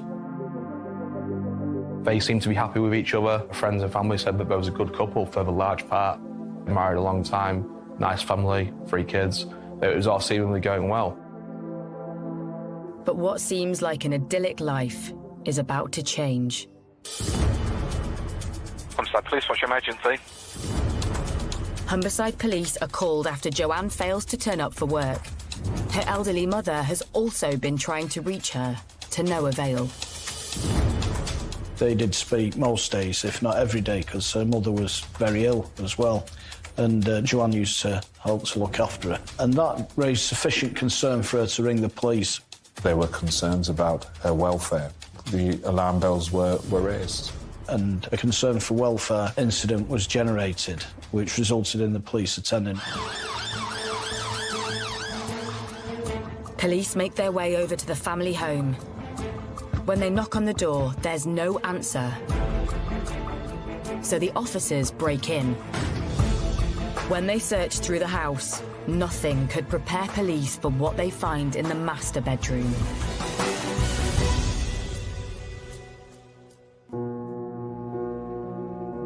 Joanne Hamer's lying lifeless on her bed.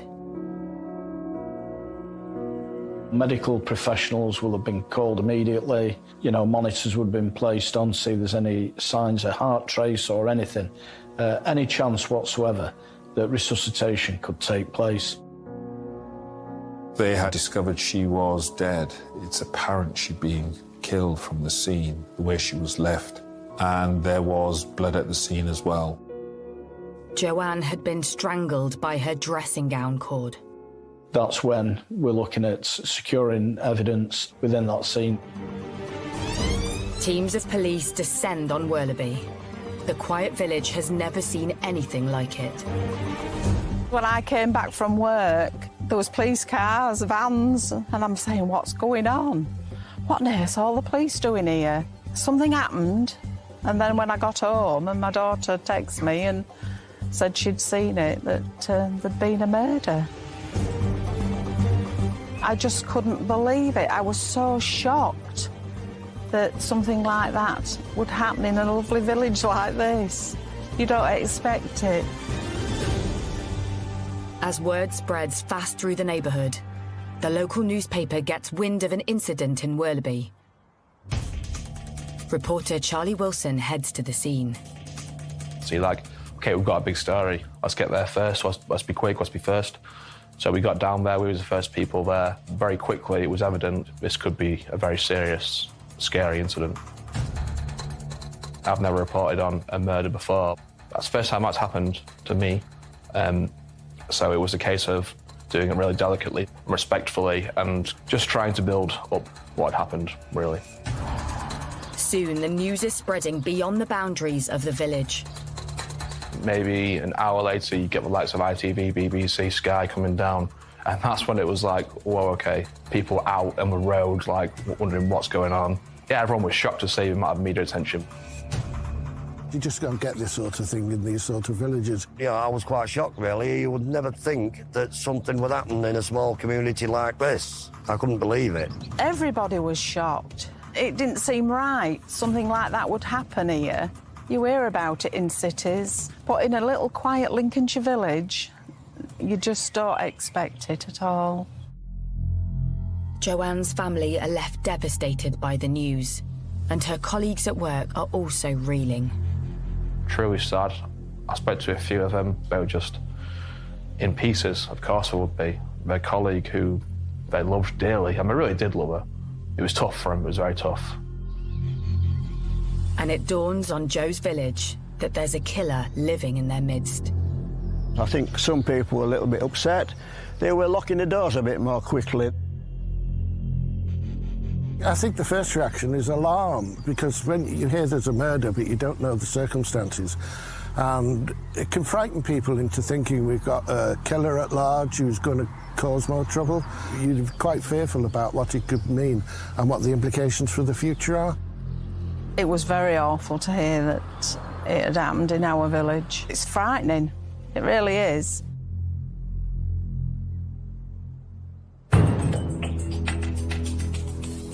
With fear spreading quickly throughout the village, Humberside Police needs to work fast to establish who committed this horrendous crime. And first, they look at Joanne's home life. This marriage on the surface, to all intents and purposes, would have looked like a stable, normal marriage without too many problems. The reality was quite different. What I heard was that their marriage wasn't great. by the people on the road who lived there because they had heard things happening, let's just say, whether it be shouting, fights. It turns out Joanne and Ian had recently had a trial separation, but then Joanne decided to return to the family home. Joanne Hamer had sought to see if she could give the relationship one last chance. This was part of her trying to make the relationship work.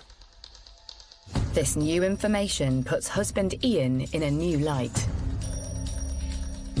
Maybe Joanne tried to keep certain things to herself to hide what was really going on at the home to save her marriage. With Ian Hamer nowhere to be seen, police suspicions are starting to build. We do know in this particular case that a neighbour had reported an argument in the morning between them. I spoke to the woman who heard the incident at around 4 o'clock in the morning, around that time. She had heard screams, shouts for help. And then the argument ceased. Police launch an urgent public appeal to help them find Joanne's husband. They need to track down Ian Hamer, and fast.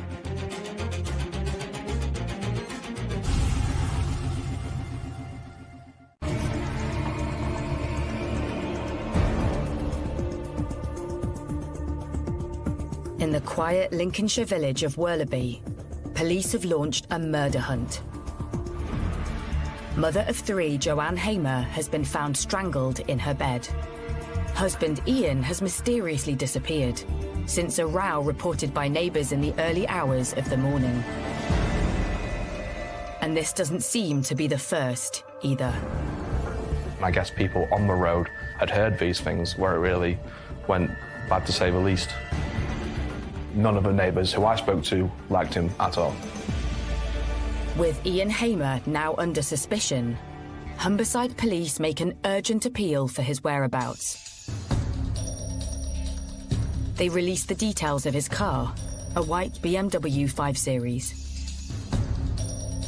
They also warn the public not to approach him. Once a decision had been made by the senior investigating officer that Ian Hamer was a suspect for this crime, then a manhunt would have taken place. They don't know at the moment where he is, but there would be certain fast-track actions raised to secure his arrest. You know, checks with family and friends. Where does he usually go to? Where does he work? Checks with hospitals as well. If he's got a mobile phone, has he made any calls? We may be able to cell site to where he's located and instigate an area search. He's clearly got use of a vehicle in this case. So, you know, we've been putting the vehicle details onto the automatic number plate recognition, the ANPR system. And as soon as that vehicle passes an ANPR camera, then that will send an alert to the police. All these inquiries made to trace and arrest Ian Hamer. He plainly was the last person with her and had disappeared from the scene. So the investigation then was focusing on building that picture around what had happened between them. And then going further back, what had happened between them, not just on that night, but also in the period leading up to this.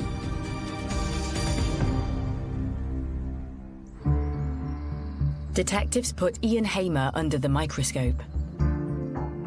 The picture that emerged from witnesses was of somebody who was supremely self-assured, self-confident, and superficially was, or at least on the face of it, was somebody who was quite engaging and interesting. But those same people always spoke about, the more they got to know him, there appeared to be another side to him. And they also described how, over time, he could present as being very self-interested and, I suppose, conceited. So there was somebody who could, when he wanted to present in a way which was superficially attractive, but the more people got to know him, there was to him which was unattractive in terms of him being controlling, perhaps aggressive. And after speaking to Joanne's family and friends, it turns out Hamer has a checkered history. There have been a number of previous reports made indicating domestic violence.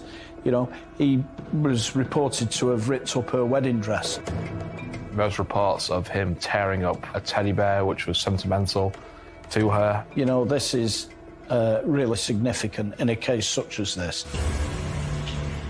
The police had been called out on many occasions, but as is so often the case, they weren't really ever progressed. Part of that was because of the approach of the family to try and manage what was happening within the family.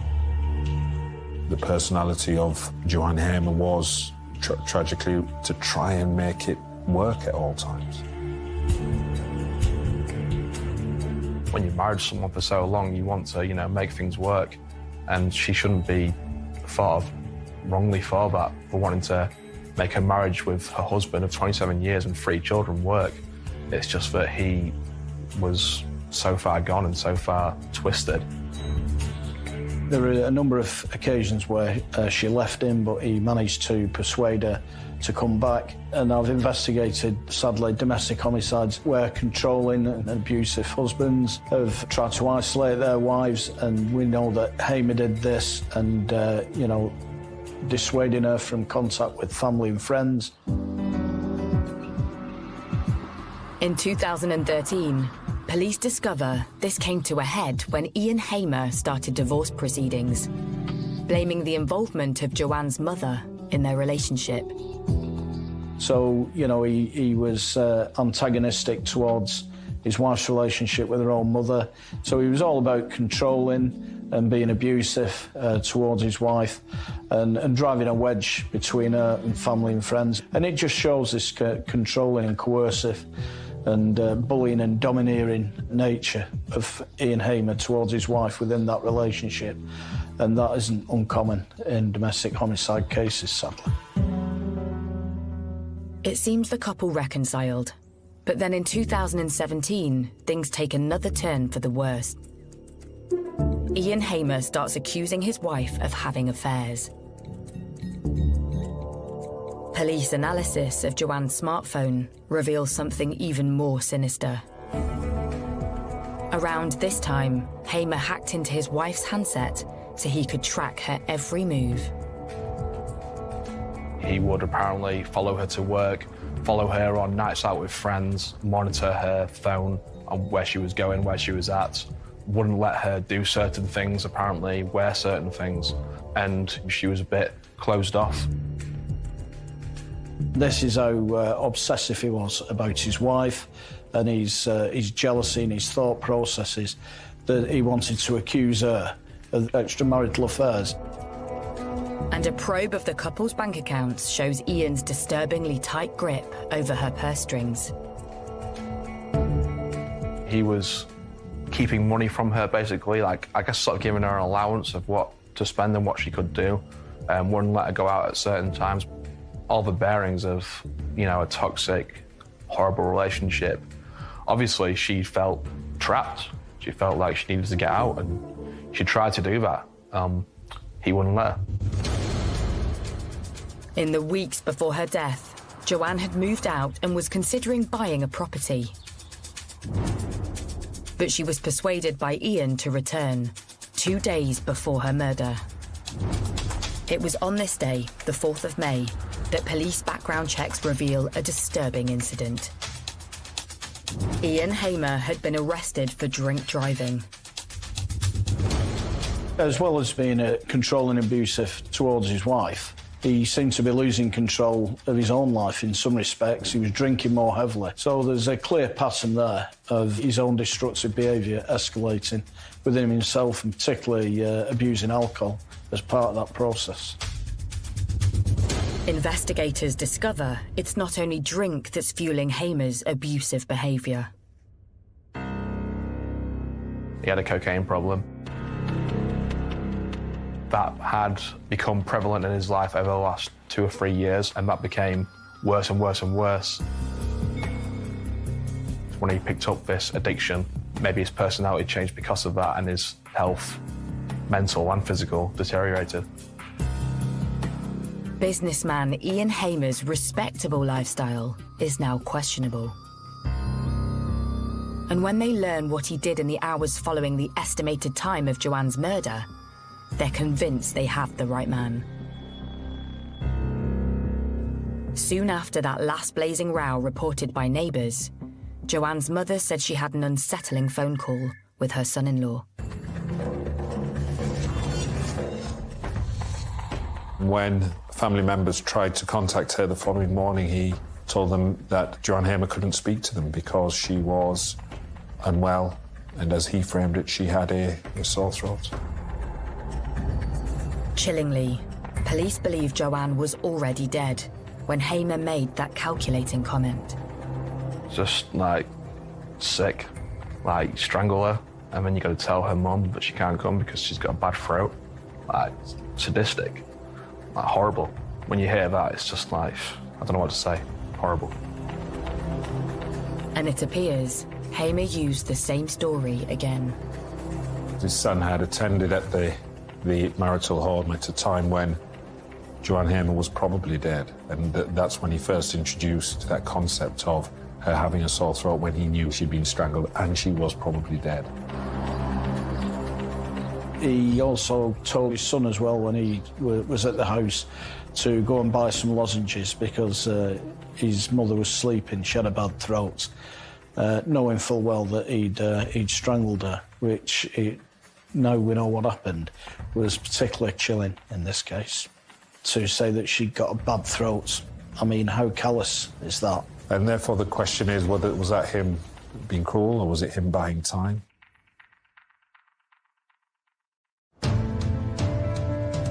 This cunning ploy tells police they have a calculating killer on the run, who wants to stay one step ahead of them. But it's only a matter of time before a false move by Hamer would reveal where he's hiding.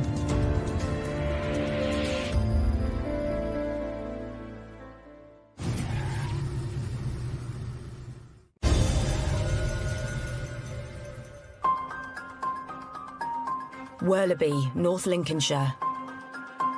Murder suspect Ian Hamer is on the run after his wife Joanne is found strangled in their bedroom. And this is a man who, at this point, everyone in the area is looking for and knows that, okay, this is a manhunt.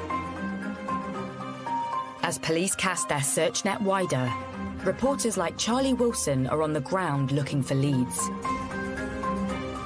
Suddenly, that morning, there's word from nearby Barton upon Humber. We heard news that there might be an incident in Barton where he might be. And so we went to Barton and then heard he was seen near a pub. Barton is about 8 miles away and it's quite big, quite a lot of people, so it's the obvious place to go. You've got the Humber Bridge. From the Humber Bridge, you've got the whole of Yorkshire to go into and disappear. It would be a logical place to go. A resident next to one of the town's car parks spots a man behaving erratically. He was basically swaying around in the car park, making noise, acting strange. Not realising it's Humberside Police's most wanted, Ian Hamer, the woman calls 999 to report a disturbance. I think she reported that he was on Spice and shouting. Obviously, he was actually drunk, intoxicated, on whatever he was on. He would wander around the car park, shout. A lone patrol officer heads to the car park to move this wild drunkard on. Police basically just found a man shouting and being strange and realised this is Ian Hamer. Arrested him straight away. The officer single-handedly tackles Hamer to the floor, then restrains him whilst he radios for assistance. I have to say the actions of the officer that arrested him were exemplary, you know, real bravery shown in tackling this individual. And when he was arrested, you know, he actually had to detain him. This is a rural force. It's not an inner-city force with the same number of resources. Meanwhile, roving reporter Charlie Wilson is close by. Suddenly, he's alerted to the breaking news. A woman sent me a picture of a man on the floor being sat on by a police officer. Okay, that's our man. So we know exactly where it is. I'm actually at a shop getting a drink of Lucozade. Run around with my Lucozade in hand. So I arrive at the scene. Ian Hamer is being sat on by a lone police officer, waiting for his fellow officers to come. So to come round the corner and see a police officer sat on who we believe is Ian Hamer was just wild, yeah. After struggling to contain Hamer for nearly 5 minutes alone, backup finally arrives for the officer. They must have came, got half a second after I came round the corner, and then police swarmed on him, got him away, and sort of like ushered us away. Clearly intoxicated, drunk or drugs or both, not in his right frame of mind, in the clothes that he was wearing the night before. We get him up, handcuff him, escort him to the back of the van. Meanwhile, news of an arrest for Joanne's murder filters back to her village of Werleby. Residents can now breathe a sigh of relief. I was just pleased he'd been caught for the crime, but to then find out that it was her husband, it was a real shock. Detectives start to piece together what Hamer's been up to in the last 24 hours since fleeing the murder scene. He went off on what can only be described as a drink and drugs binge. We know that from the inquiries that were made. Laughing and joking, you know, certainly no signs of remorse or distress. Bar owner Pauline Dickinson had reported serving Ian Hamer. But when he arrived on her premises, she had no idea he was on the run. He came in the pub around 5:30, never seen him before, asked for a pint of Carling. He got his pint of Carling and went and sat down out the way of everybody. Next, Hamer returns to the bar and starts to hit the spirits. Soon the conversation heads in a strange and unsettling direction. Put the tequila on the bar and he literally looked either side of himself, leant over the bar and said to me, "Why did the Mexican push his wife off the cliff?" So I did the same as he did, looked either side and said, "To kill her?" He went, "No, you know it." I said, "Yeah, I do." He paid for his drinks, went and sat down. He came back to the bar 10, 15 minutes later and stood there. Then Pauline clocks something sinister. He hid his arm behind, but I'd already seen that he'd got scratches. I don't know which way, it was just you could see scratches on his wrist. One of my customers noticed scratches as well and went, "Oh, he's one of those who's been harming." One of my customers said to him, "Hey up, mate, what are you doing in here? Are you from here?" He says, "No," he said, "I'm not from here. I'm just going through a breakup with my wife." So he went, "Oh, right, sorry to hear that, mate." He went, "Yeah, she's taken me for all my money." So he says, "Don't be sad." He said, "Have another drink." So one of the customers bought him a drink. Over the next few hours, Hamer knocks back the drinks, laughing and joking with the regulars. So he did about 2 more jokes to the point where the customer said, "No wonder your wife left you. If you've got jokes like that," he went, "that's maybe why she's gone then." Quite significantly as well, he was seen to take his wedding ring off. So he knows what's happened.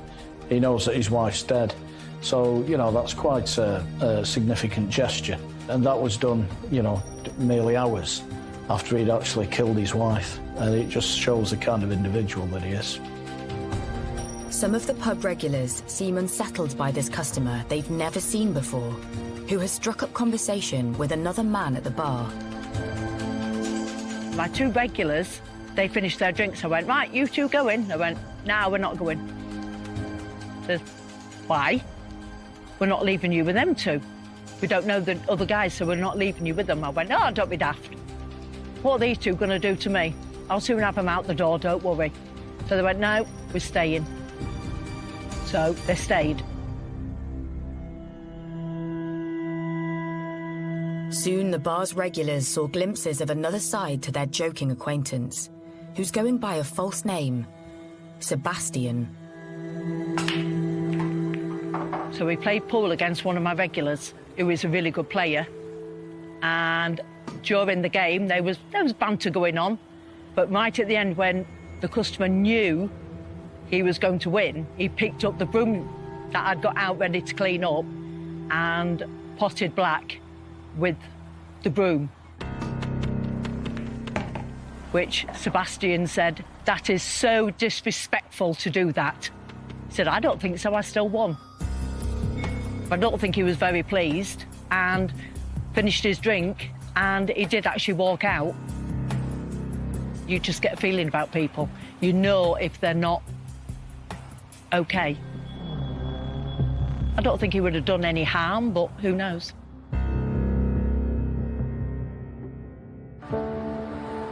Next morning, Pauline's alerted to the terrifying news on Facebook that the customer she had served the night before isn't called Sebastian, but Ian Hamer. And he's wanted by police for murder. My reaction was, oh my God. So I phoned a policeman that I know, and within 5-10 minutes, I think, they'd got him. Soon the joke Hamer told Pauline about a man pushing his wife off a cliff takes on a sinister new meaning. It was weird, but they were just jokes, like, you know what, a kid would come home and tell you jokes, but it's not until the following day, and I actually thought to myself, it's as if he was trying to tell us something. I don't know. It's not until the following day that things fell into place. Despite his intoxicated state, Ian Hamer engages with the police at the point of his arrest. He says something like, it wasn't murder, it was manslaughter. Something along those lines. I heard the word manslaughter. He did make a very significant statement, an unsolicited comment to the officer indicating that he wasn't guilty of murder. It was diminished responsibility, so he was already offering up a statutory defence to murder.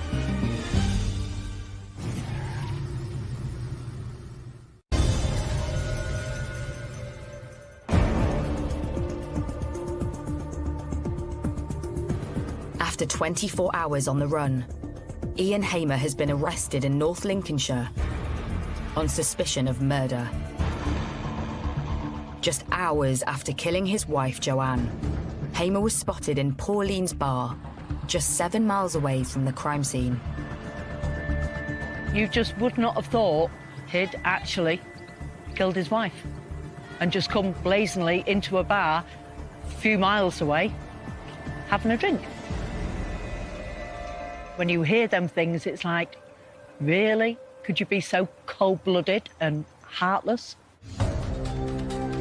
When police take him in for questioning, Hamer repeats his claims that he committed manslaughter due to mental illness. But one throwaway comment soon after his arrest suggests this is a cunning ploy to reduce any impending prison sentence. And what was a telling piece of evidence? He said to the officers who were tending to him, this was manslaughter, and asked this question: have we done enough for diminished responsibility? This was a man who was trying to present a picture of being so mentally unwell that he was not to be held fully responsible for his wife's death. This is clearly somebody who's a very manipulative, selfish individual. And his response, he's already trying to escape justice for his crime as soon as he's arrested, and he's clearly given a great deal of thought to that before his arrest. And Ian Hamer clearly only cares about one person, and that's Ian Hamer.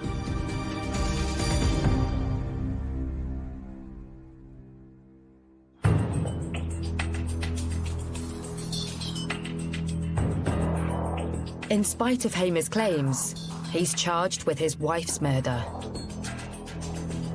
Months later, mental health experts are brought in to provide a true picture of Hamer's state of mind. After his arrest, he was subsequently interviewed by two psychiatrists to explore whether there were any mental illness elements that would lead to diminished responsibility. They ask him probing questions about his relationship with wife Joanne. He began to present what was ultimately going to be his defence. He accepted he had killed her. But in the context where he said he didn't want to do it, and used a phrase that it was some sort of psychotic episode. Then Hamer starts to go on the offensive, claiming he is the real victim in the abusive marriage.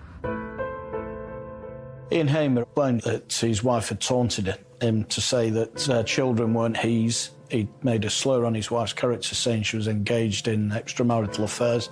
There's no evidence of this. He would say that she would see other people, that she would be on dating apps and she would find other men more attractive than him. And anyone who knew Joanne knows that that's just completely laughable and a joke. Was the most loyal woman you could meet. Just sort of making up excuses in his head, I guess, to find ways and motives to do what he did. Then his claims turn even more extreme. He made plain that he was himself a victim of domestic abuse. You know, he claims that she hit him over the head with a shoe. We've got no information about any injury, or certainly any serious injury to him. He claims she threw a phone at him. Again, there was no injury that we're aware of to support that. This was all seen as a tissue of lies. And clearly the people that knew Joanne had not seen any evidence of this whatsoever. And the only person who could suggest that this had taken place was Ian Hamer himself. But soon, the psychiatrists start to uncover Hamer's true colours. What was actually found by two psychiatrists, one diagnosed him with morbid jealousy and one with obsessive jealousy. But clearly, there wasn't an element of diminished responsibility for his actions. From the facts we know about the case and his behaviour and his actions, come as no surprise, because we can see the way that he jealously controlled his wife's movements and behaviour, you know, a real controlling nature. And when detectives scan Hamer's smartphone, the picture he painted as the victim starts to crumble.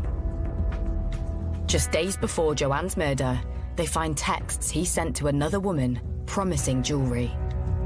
Things he was doing, he would accuse her for. He was seeing other women, that came out. He was on dating apps. He would accuse her of the things that he was doing exactly the same. We do know that Ian Hamer had affairs, he had one-night stands, and he accused his wife of the same. There's no evidence to suggest that that was the case. But investigators are blown away when they uncover the name Hamer uses on his dating profile. It sounds strikingly familiar. He'd use a fake name, Sebastian, apparently.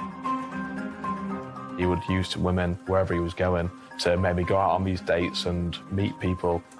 And yeah, to use a fake name, like you're obviously up to something that's not good. 15 months after Joanne's murder, husband Ian Hamer is finally put on trial at Hull Crown Court.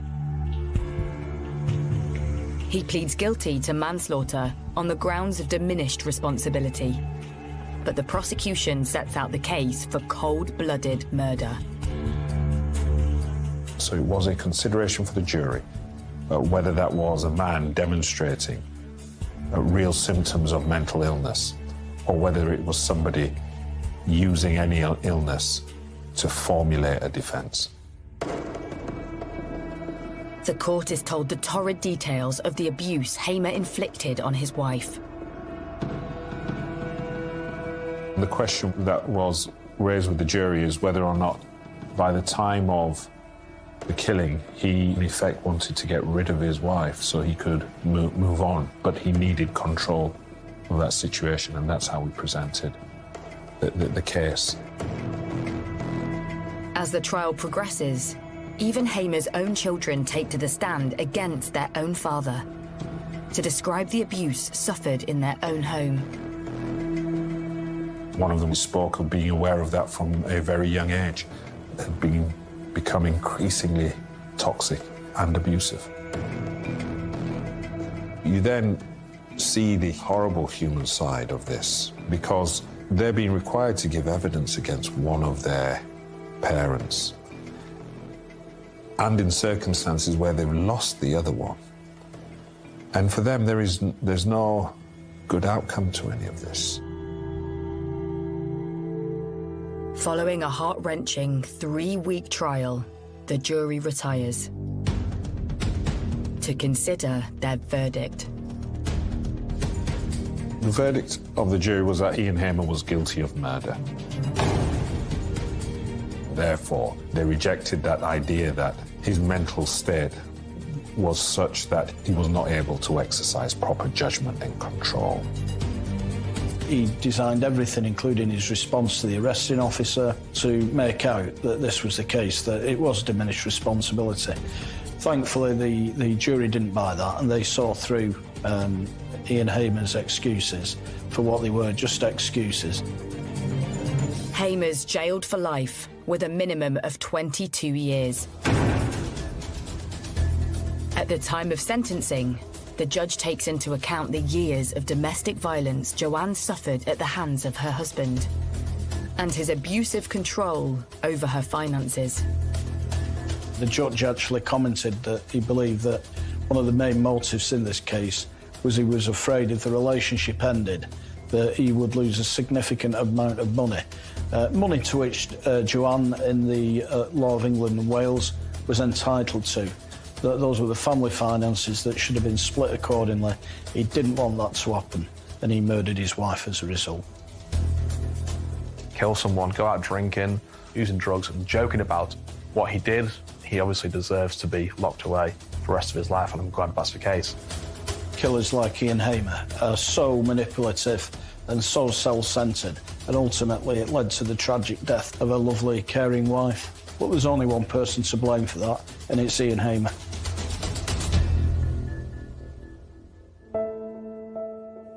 Years later, the sadness of the case is still felt by those in the quiet Lincolnshire village of Worleby. There'll always be some weird, I guess, aura for people still living there, knowing that what happened in that house happened, the worst crime you can commit. And I guess it opened a lot of people's eyes to thinking that this can happen anywhere. I feel so sorry for the family. You know, one act like that and it's wrecked the family. And it's something they'll have to live with, I'm afraid to say, and it's not very nice. Ian Hamer is definitely a master manipulator. A lovely woman who was taken away from us by a horrible, sadistic man. It was something you never expected to report on, especially in Worleby. I never met Joanne, but I know she's a lovely woman. I know that, you know, she deserved a lot better than Ian Hamer. Truly sad story, a sad situation. All you can do is just hope the best for the Hamer family, of the children. Just an awful situation which Ian Hamer will spend the rest of his life in jail for.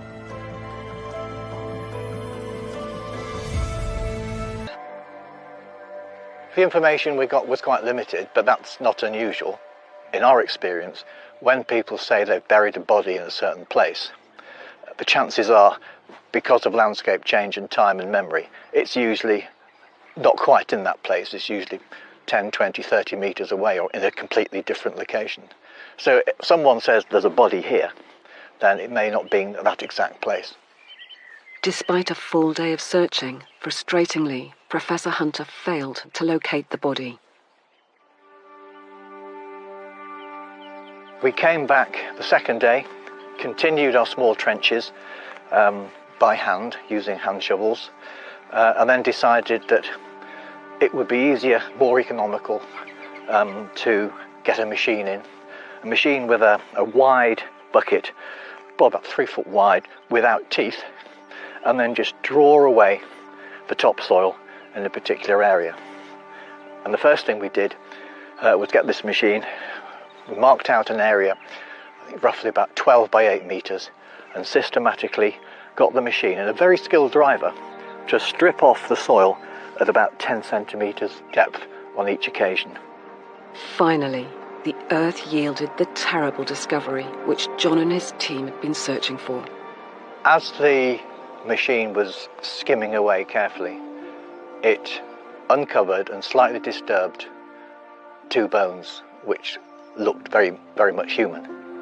And everything stopped immediately at that point. Everybody rushed in and stopped, and no one touched anything.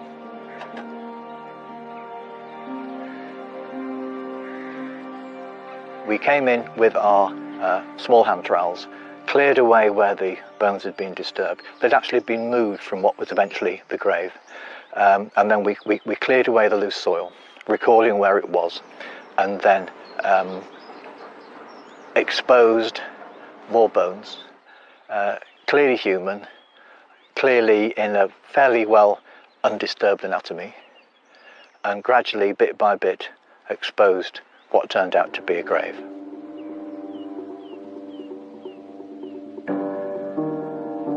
It took us quite a while to excavate the body, and the first thing that was clear was that it was a very, very shallow burial. Maybe 20, 30 centimetres dug into hard rock, which would explain why it was shallow. Whoever buried the body there can't have known that it was going to be that hard to dig a body into the ground. The fact that it was close to the edge of the field, where there was deeper soil, plough soil, made it slightly easier, I suppose. But it was very obvious that the body was laid out on its back, but it wasn't all present. The contents of the grave were as sad as they were terrible. Local TV reporter Rob Murphy visited the scene. Only partial remains, awfully, missing her skull, her hands and her feet. Successfully finding the body was only the first part of the investigation. The next crucial stage was identifying the victim. Many people might think that you've got the remains there, surely you could just get DNA from the bones. Actually, frankly, isn't that easy to get DNA from bones? You have to go through a whole process. But forensic analysis and scientists looked at it, and they were, fortunately from the investigators' point of view, they were able to get a match because the young woman was on the National DNA database, and her name was Becky Godden-Edwards. And she was on there because she committed a minor crime many, many years before. But because of that, she was on the database. Becky Godden-Edwards had lived...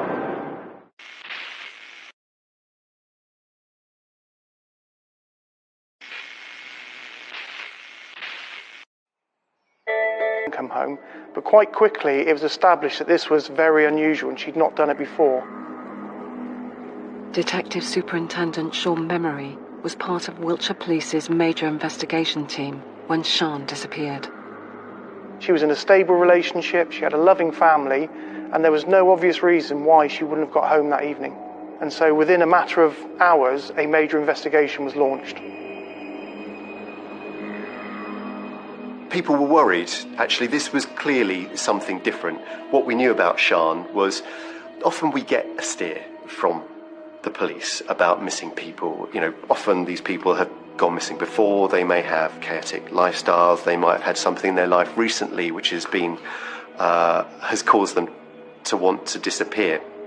But the intelligence that we got straight away, none of this was the case here. This was different. The weekend passed with no trace or word from Sian. The only clue was from her mobile phone records, which sounded even more alarm bells. What the police told us was Sian's mobile phone was no longer pinging off the masts here in central Swindon. It was pinging off amassed in Cadley, which is in Savernake Forest, which is 10 miles away. And that's utterly frightening because she has no reason to be there.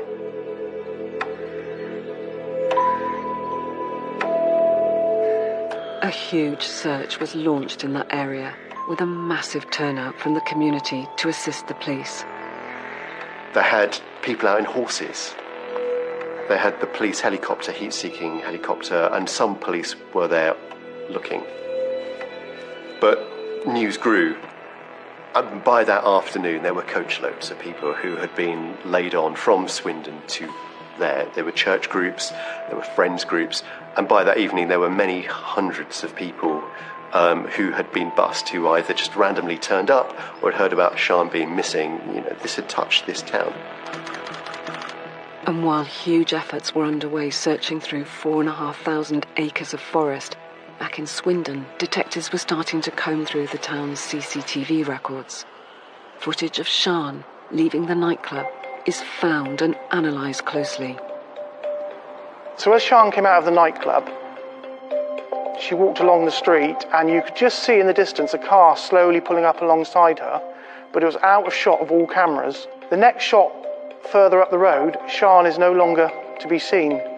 So there's a fairly strong inference to be drawn that she got into that vehicle, which at that point was completely unknown. The image was not clear enough to identify the vehicle in the distance, but there were other clues the police could work from. So one of the first things the investigation did was send it off to an expert. Could you identify from the headlights what type of make, model of vehicle that was? From that, it was established that it could be a Toyota Avensis, which obviously narrows down the type of vehicle you're looking for. And quite unusually, as the vehicle went by, you could see like a shiny sticker or similar on one of the passenger doors. Again, not particularly visible because of the quality of the camera, but quite an identifying feature. The first thoughts for the team was this a taxi? It's unusual to have a sticker, sort of 2 foot by 3 foot stuck on the side of a car, but without a registration number, there were probably several hundred taxis not only working in Swindon that night, but travelling in from nearby towns. To try and narrow down the search for the suspect vehicle further, police then called up the many hours of footage from patrol cars equipped with ANPR, automatic number plate recognition. That search led to a staggering find. A passing patrol vehicle earlier on in the evening had passed a Toyota Avensis. No offences disclosed, but it had recorded the registration number of the vehicle, which revealed Christopher Halliwell as a registered keeper. Who was Christopher Halliwell, and might he know where Sian was? He was a regular complainer to the police when people either run away from his taxi or he witnessed assaults or was assaulted himself. So he was in our system, so it's a complete shock that a taxi driver who we all should trust should be the main suspect. Further digital analysis linked Halliwell's car even more closely to the last sighting of Sian on CCTV. The next thing to think about is Sian alive? If she's alive, do you want to notify Christopher Halliwell that he's a suspect? So do you stay covert or do you go over and arrest him? The decision made that day was to stay covert and place him under surveillance. In the days that follow, Halliwell is observed burning the taxi-car seat covers and seemingly scouting out remote areas. Then later, he is monitored as he buys a large amount of paracetamol from a pharmacy. So they take the decision to arrest when the surveillance team watch him buy suicide levels of tablets on Thursday morning. That's when they strike and arrest him. We heard that a house in Ashbury Avenue, which is in a very nice suburb of Swindon, was being searched. It was clear that this was the man, he was the prime suspect, and neighbours frankly couldn't believe it. I was there doing a live report for the news that night and talking to his neighbours beforehand, and they said, he's the wrong man. This isn't, Chris isn't a killer. My car breaks down, he'll fix it for me, he'd drop us to the airport, he takes my daughters to school. Yeah, a man of trust, and he was the man who was the prime suspect. Time was passing, and so were the chances of finding Sian.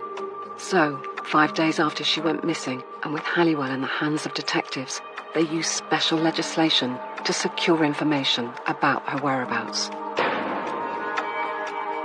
The provisions of the Police and Criminal Evidence Act allow for an urgent interview to take place. And that's allowed to take place if there's, for instance, someone outstanding, a victim that could be saved.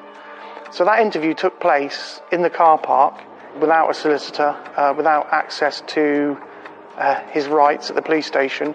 And over a prolonged period, close to 4 hours, Christopher Halliwell made an admission that he had killed Sian O'Callaghan and agreed to take the officers to where he had lain her body overnight. For me, it was most unusual that a murderer is going to make any admissions.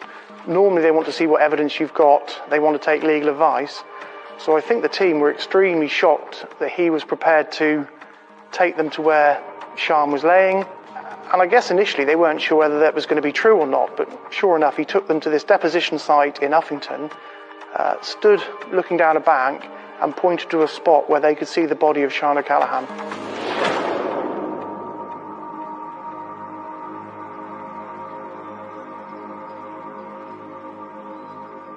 Immediately, detectives set up a crime scene around Sian's body and tried to keep Halliwell talking. At this point, they return to the car. Halliwell is contrite. There's a convoy of police cars behind them. There's a police helicopter above. And Chris Halliwell turns and says, "Would you like another one?" In the history of my career, this had never happened before. And do you want another one? What did that actually mean? So, of course, you're going to say, well, what have you got, Christopher? And he...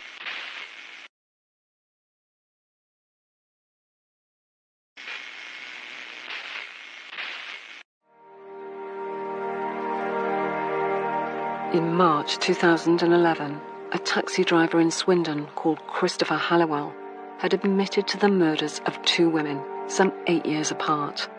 And he'd revealed the sites of where he had left both their bodies.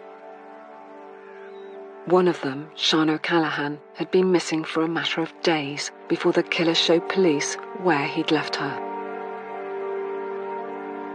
The other woman, Becky Godden-Edwards, had been reported missing 4 years earlier by her mother, Karen.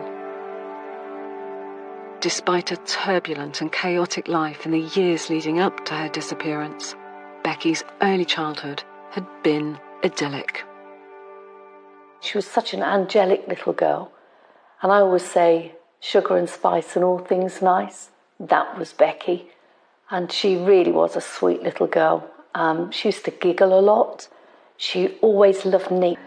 And even my mum, we used to buy her Christmas presents and a birthday present.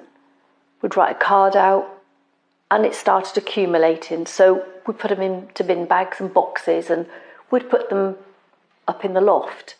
So when she turned up eventually, we could have given them to her, and she would know that we hadn't forgot about her because, you know, her lifestyle was so chaotic. But she was still my daughter, and I still loved her. And then, after 8 long years of missing her daughter, Karen saw with horror the news that the man who had murdered Sian O'Callaghan had also shown police to the grave of another woman he had killed, and Karen feared the worst. Those fears were confirmed with a visit from police. There were 4 of them stood at the door, and I just said to him, "It's my daughter, isn't it?" And he said, "Yes, can we come in?" And at that point, I remember just going absolutely hysterical. It was just like somebody had just... Oh, it was just like a car crash. It was just awful. It was just awful. It's the news that nobody ever wants to hear. And I remember just screaming because I didn't want it to be Becky. With the discovery of 2 victims, the entire community was stunned, and 2 families left utterly heartbroken. It was now down to pathologists and the use of forensics to piece together how these 2 young women had lost their lives.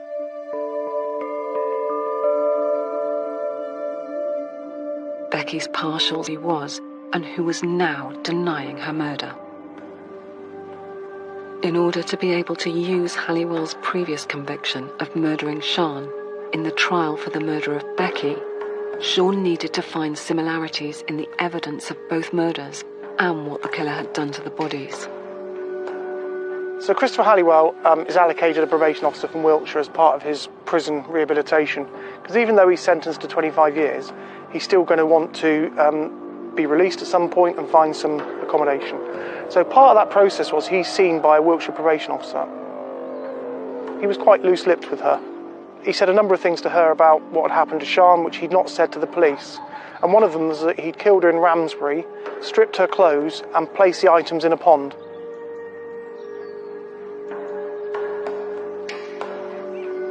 So we'd been in Ramsbury and we'd found lots of ponds, and we were driving back into Swindon for a meeting. We just drove along and happened to see this pond. It didn't appear on any maps, which was a bit strange. So we just stopped and we sort of tried to put ourselves in the shoes of Christopher Halliwell. Was this the sort of pond that he would have used?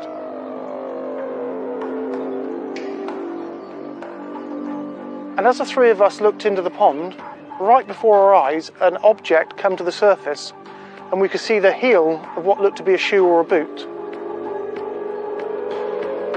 When we managed to hook the boot out and we quite clearly realised that that was the boot belonging to Sian, we then conducted a major search of this area.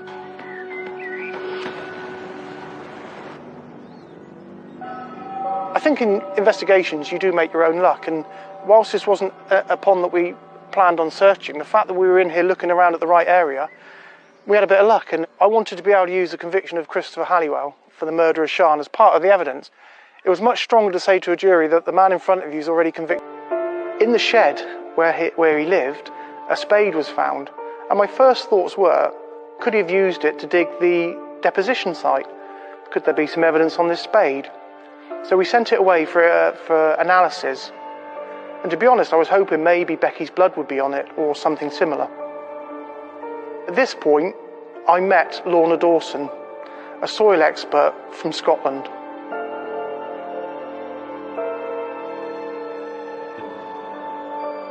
We recovered soil from several spades, a pickaxe, a fork, and pieces of tape that had been adhering to one of the questioned spades. And from all those items, we were able to recover individual sources of aggregates less than a millimetre in size and analyse those individually.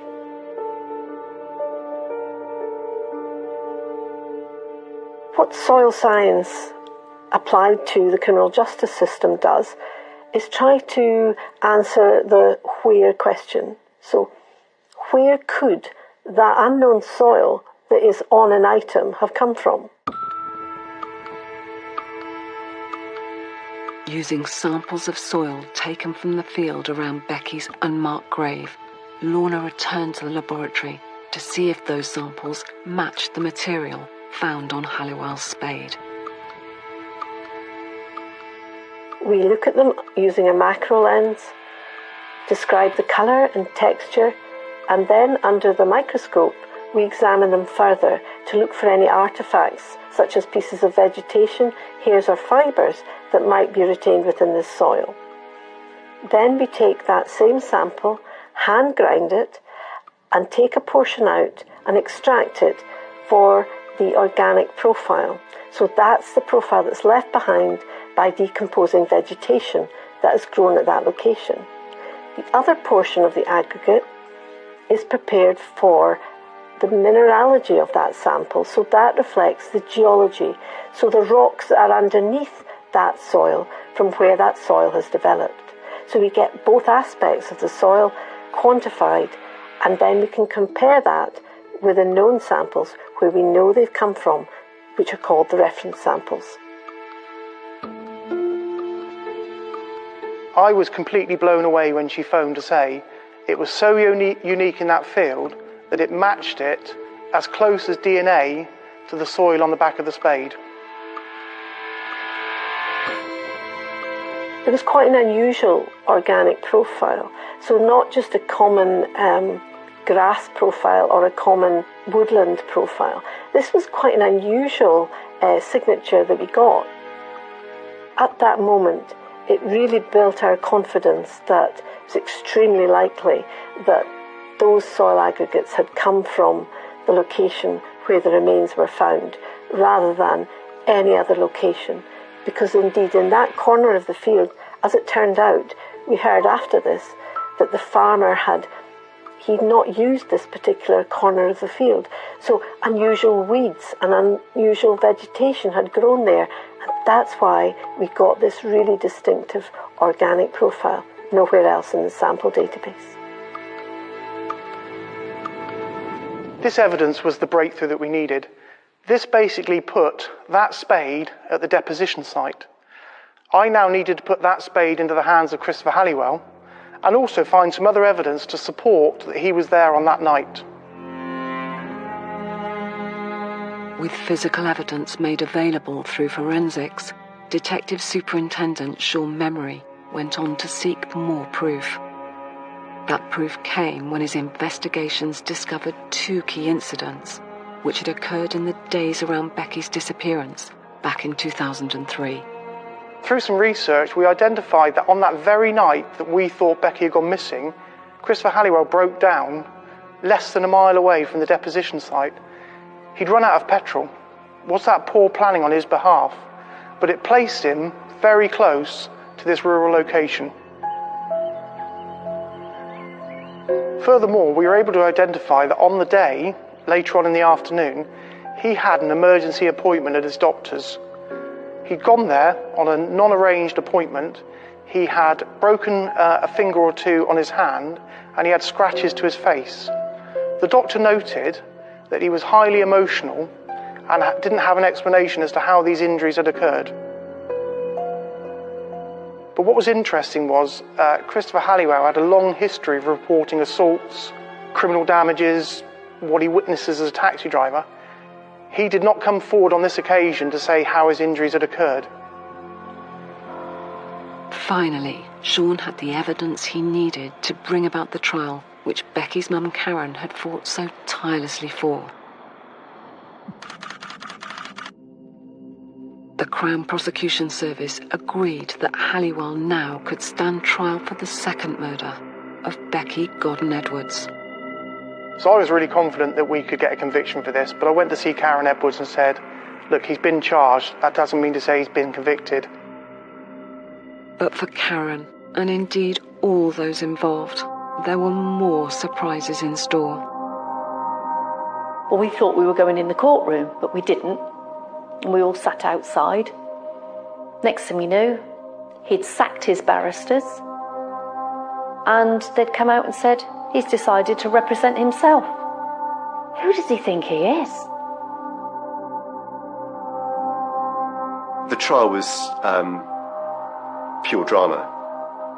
Halliwell defending himself, which is unheard of in a murder trial. Christopher Halliwell, I've no doubt, conducted a load of research whilst in prison, accessing books, material about being a lawyer.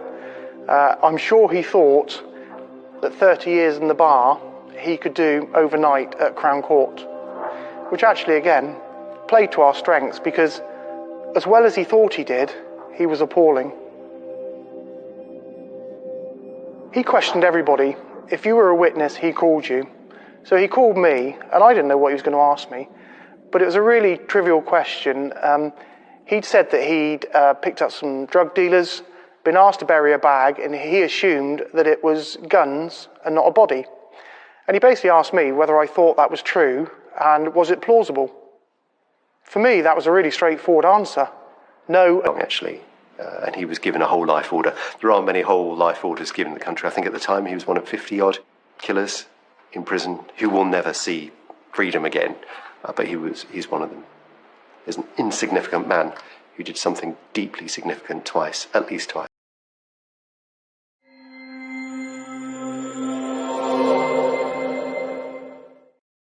If you have been affected by any of the issues raised in this programme, help is available online at sky.com/viewer support. Of real-life violence that some viewers may find distressing.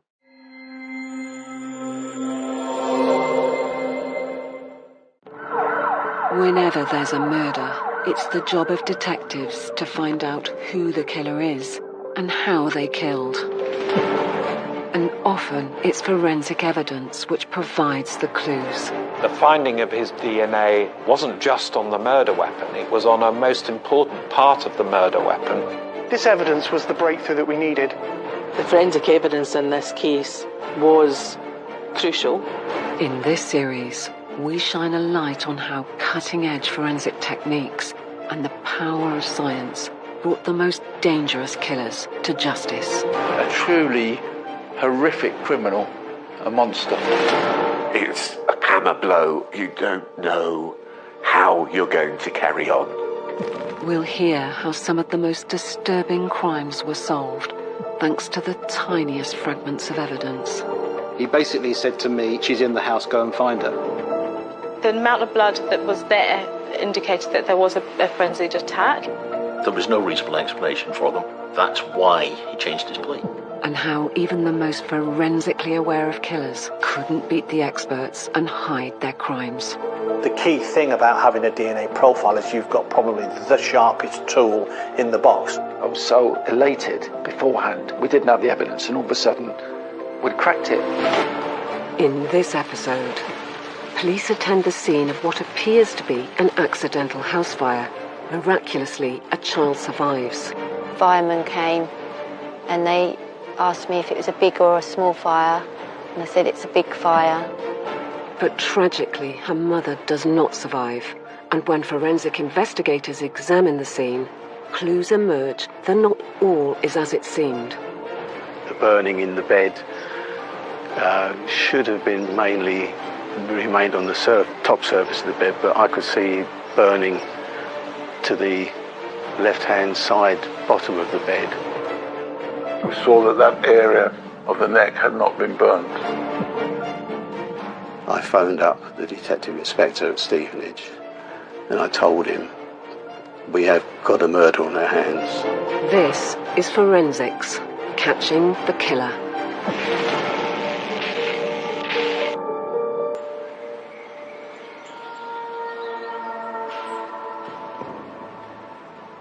Tuesday, 4th of March, 1980.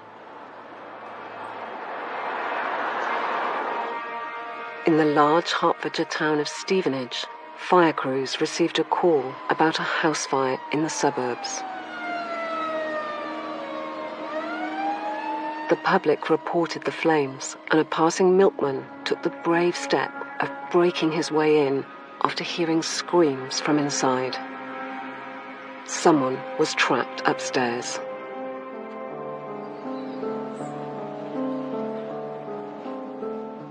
There was a fire at the end of the bed, and I was in the bed with my mum, and I was just felt paralysed and in shock. He heard my screams and crying, and he knocked the door down and he came and rescued me. Amanda Wright was just 4 years old at the time, and she lived in the house with her mum, 25-year-old Susan Lowson. I just remember being on the stairs with him and him carrying me, and I remember looking down at my feet and legs, and they were all burnt and blistered, and there's like a big bubble blister on my ankle. He took me next door and the firemen came and they asked me if it was a big or a small fire, and I said it's a big fire. As fire services tackled the blaze, Amanda was rushed to hospital for immediate treatment to the burns on her legs. But once the flames were extinguished, what emergency crews discovered in this quiet suburban street was more sinister than just a fire.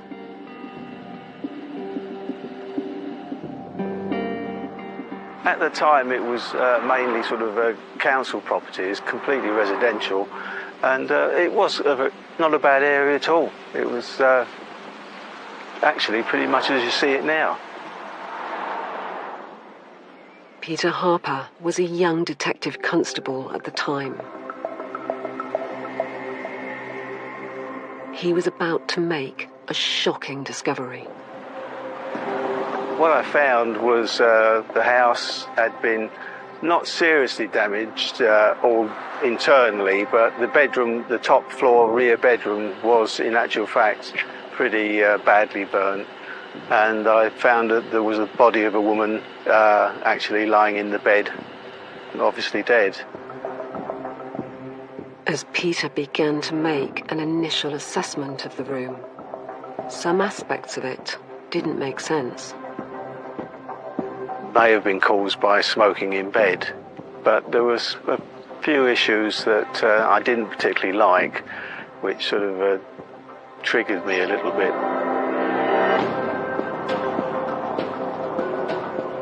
The burning in the bed should have been mainly remained on the top surface of the bed, but I could see burning to the left-hand side bottom of the bed. The net curtain was down on the floor, and that was down before the fire started and died naturally in the fire. Back in 1980, we didn't have combustion modified furniture, which is what we have today. Everybody's sofa has a little label on it that says it's cigarette and match resistant. The reason we have these labels is because back in the 1980s we were having significant problems where people were dropping matches and cigarettes on sofas or in rubbish bins and that sort of thing, and they were catching their sofas alight. Since then we have combustion modified furniture, so it changes the way fires burn. So back in 1980, fires would develop very quickly. You could easily get to flashover, which is where the entire room is on fire. You could get to that stage within a matter of a few minutes. There are certainly tests that have been done with furniture from the 1980s that flashover happens in around 4 minutes. Away from the bedroom, Peter's search of the home continued to arouse suspicion.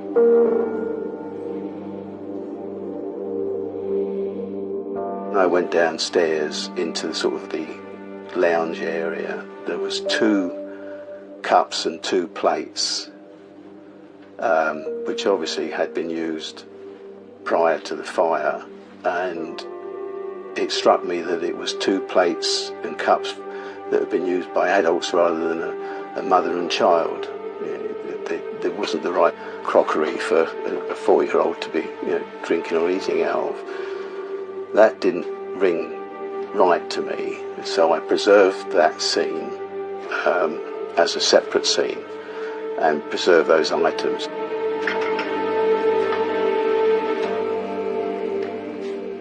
Peter's inquiries now switched to the mortuary, where a forensic pathologist was called in to examine Susan's body.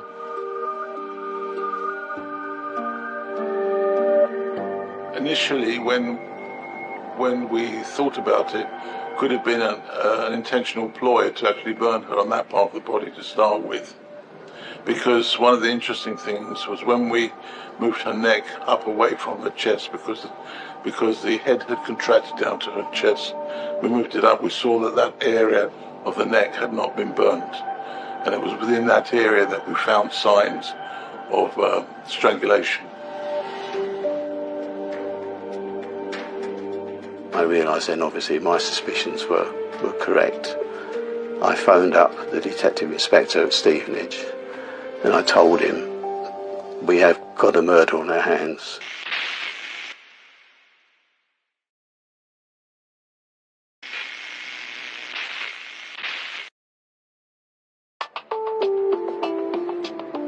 In March 1980, a house fire in Stevenage almost claimed the life of 4-year-old Amanda Wright.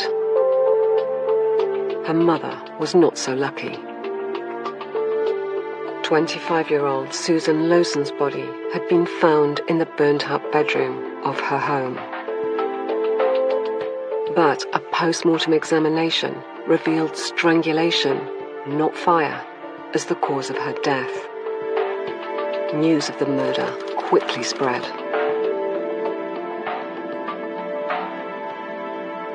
Stevenage is divided into a number of different neighbourhoods, and yeah, people would be friendly within the neighbourhood, but you would never leave your door open in Stevenage.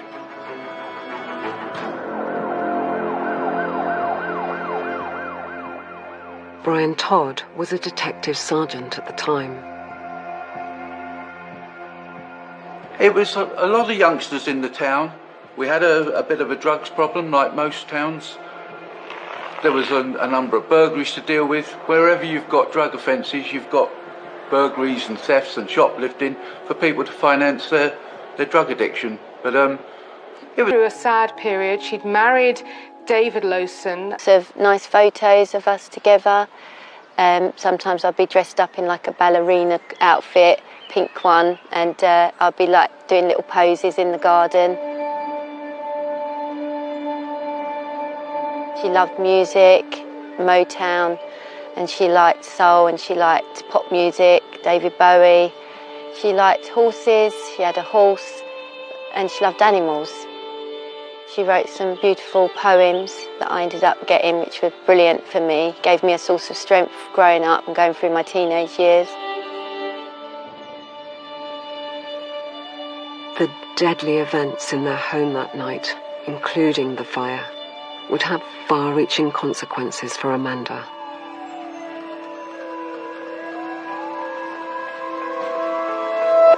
She had quite serious burns on her lower legs, and back then in 1980, skin grafts were still a relatively new procedure, and a specialist surgeon was brought in from London to complete the operations. There were skin grafts taken from her thighs and they were put on her lower legs, and she was in hospital for quite some time. I'd be in excruciating pain when they were unravelling the bandages because the blood stick to the burns and the bandage, and then when they pulled it apart it hurt so much, and I remember just hating knowing that that was going to happen, like if I was having a bath, and the smell of it as well. It had like a disinfectant smell, really strong smell, and I'd have to soak the bandages, and I'd be like, please just let me soak them for longer. I always wanted longer. I never wanted them to unravel them. But the nurses were really lovely and were like understanding and patient with me, but it wasn't nice at all. While Amanda was undergoing painful medical care, in the mortuary, forensic pathologists were discovering more clues as to how Susan had died. The pathologist said that there were bruises and cuts all around Susan's body. There was a ligature mark and sign of strangulation on the neck. And clearly, whoever did this was also punching and hitting Susan, consistent with the injuries over her chest and face.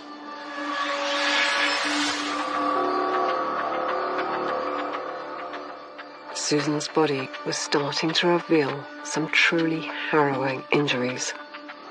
But the attending pathologist, Peter Venezes, had to find hard evidence of exactly what killed the young mother.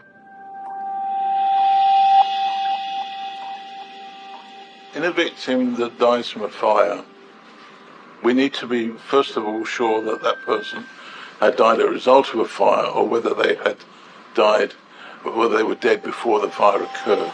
And to do this, we have to look at the blood. We have to look carefully internally at their air passages. If, for example, they've inhaled smoke from the fire, they will have soot within their airways, and their airways will appear black. And also in the blood, they would have inhaled the products of combustion in a fire, which would be carbon monoxide. But in addition to that, we also look for small spots in the eyes and face. In this case, we couldn't see anything in the face because it was burnt. But in the eyes, when we lifted up the eyelids underneath, the whites of the eyes, we could see, or the small areas around the whites of the eyes, small red spots. These are known as petechiae, and these are very common findings in strangulation.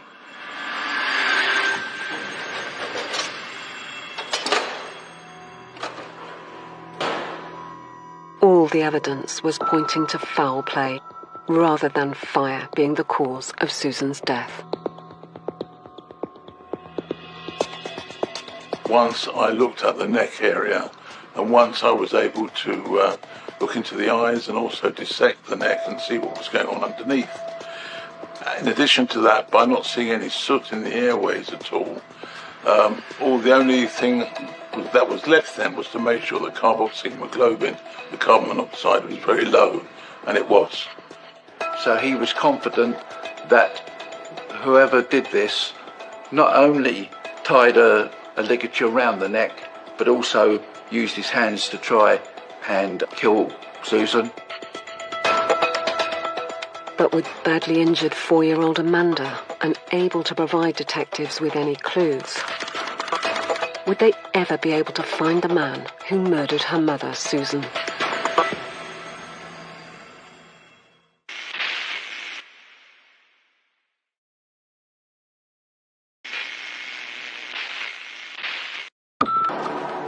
I believe this was quite a shocking occurrence in what was a small and friendly and tight-knit community. And because the fire had concealed the fact that there had been a murder, the police then tried to engage the local community to catch the killer. They put out appeals in the local paper, in the Stevenage Comet, to ask and engage and ask the people if they'd seen anything, if they had noticed anything unusual. Maybe they had sat next to the killer on the way to work. Maybe they'd seen somebody coming and going from the house. There were general appeals for eyewitnesses as well as to try and find the perpetrator.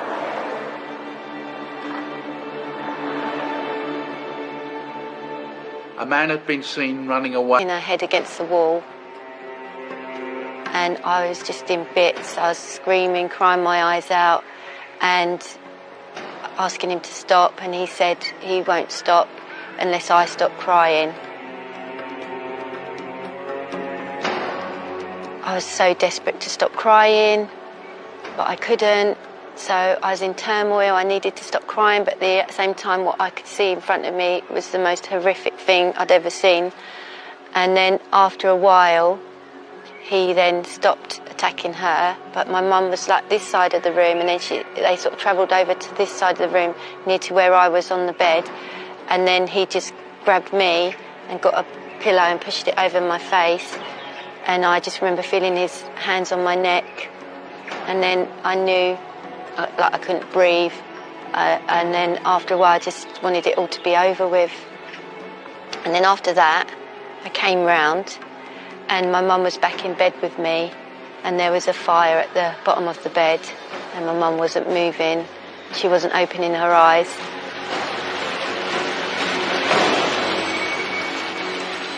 And that I must have lost consciousness because it went blank, and then it seemed so different when I came round to how it was like before. So, and then with my mum back in the bed with me, and the fire, and she couldn't move, and I just wanted her to open her eyes, and I was really tempted to get my fingers and pull her eyes open, but at the same time I felt like I couldn't move, I couldn't do anything, and I was very scared.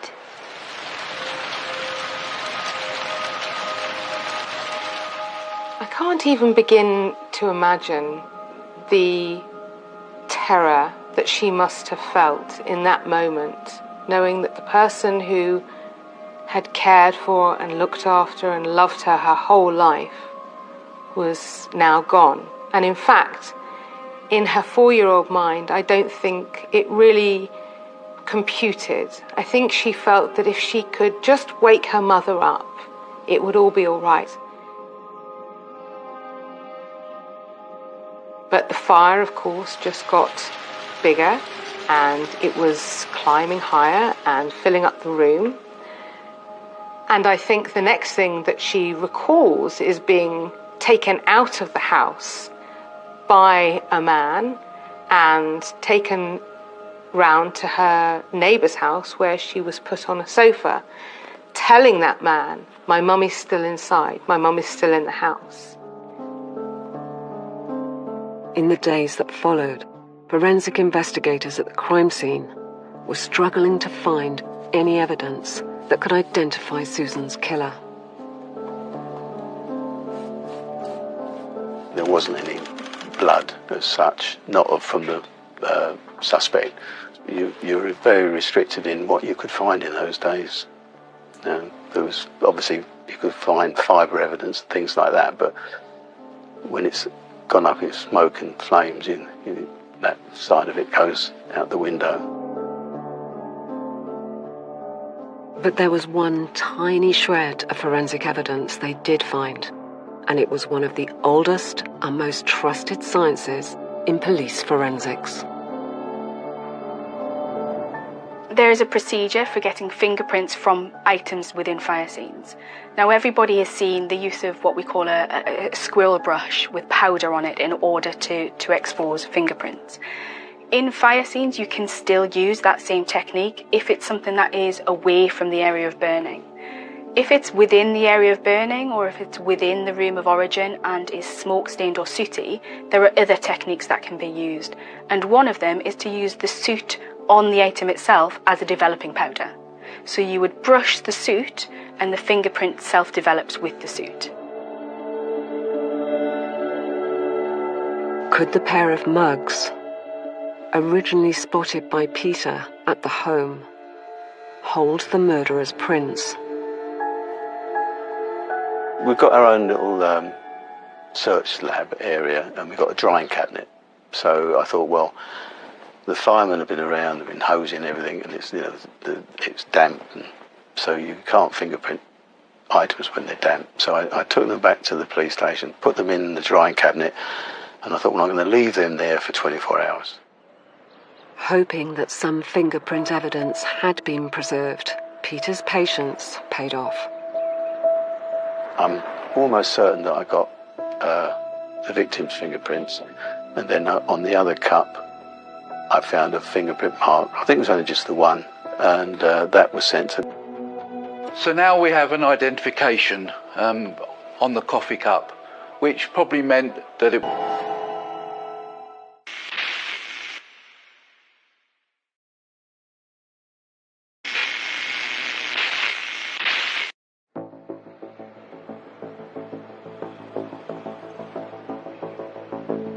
In March 1980, forensic investigators had recovered a fingerprint at the scene of a murder. 25-year-old Susan Lowson's body had been left in her bedroom, with her 4-year-old daughter, Amanda, still alive. Then the room had been set alight, but miraculously, Amanda was rescued.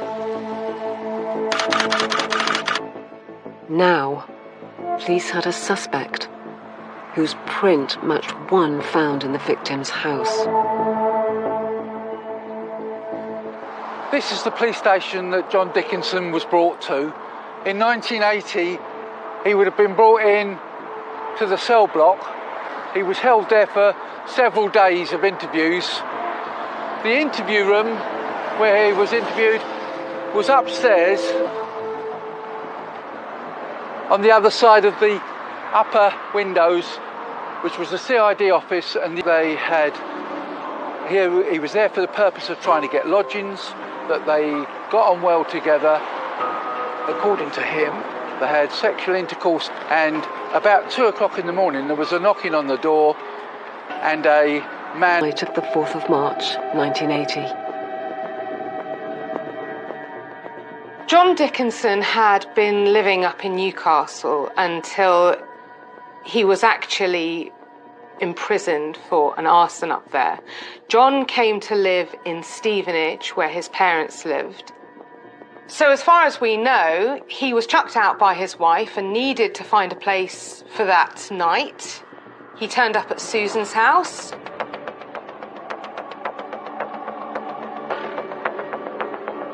Susan and Dickinson only met each other once previously, which was 2 years prior to the offence, when Dickinson had been at a house when Susan visited someone else.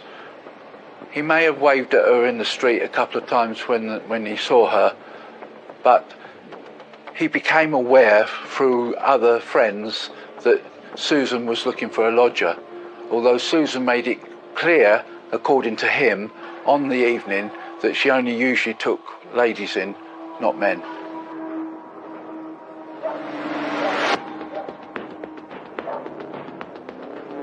I think he had his suitcase with him. My mum was like, well, we'll have to organise that for a date, but he sort of pushed his way in, sort of was, I really need to stay somewhere right now. So my mum was all taken aback. She didn't really quite know what was happening. She knew of him, but she felt really unsettled by it. So she had in fact let in a man with monstrous intentions.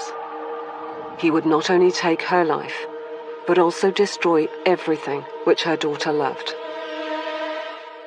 For Amanda, life would never be the same again. She'd lost her mother, she'd lost her home, and even though she was now going to live with her father, it was not the same loving relationship that she'd enjoyed with her mother.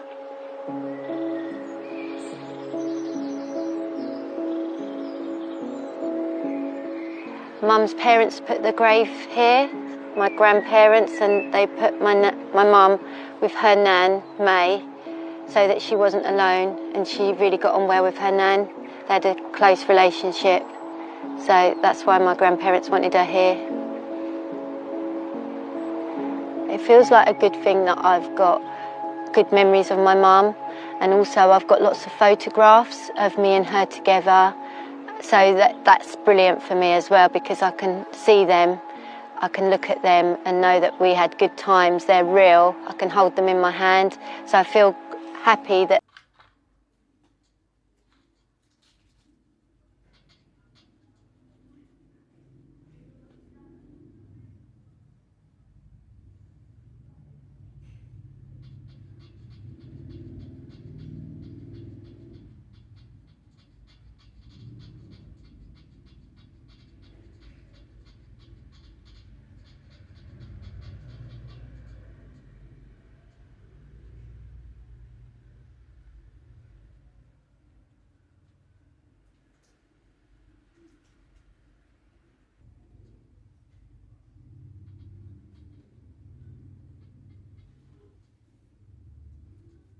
Như vậy là các bạn có thể thấy là mình đã sử dụng xong màu cam để tô củ cà rốt này rồi, và tiếp tục thì mình sẽ cất màu cam đi.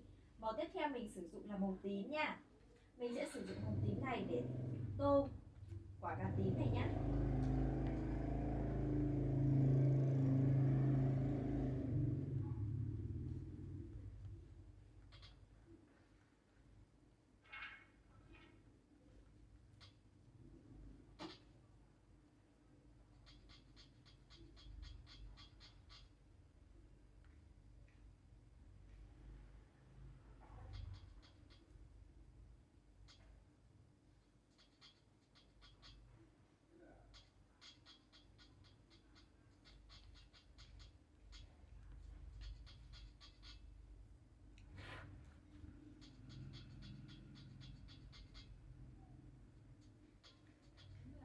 Màu của mình nó hơi bị bụi một chút.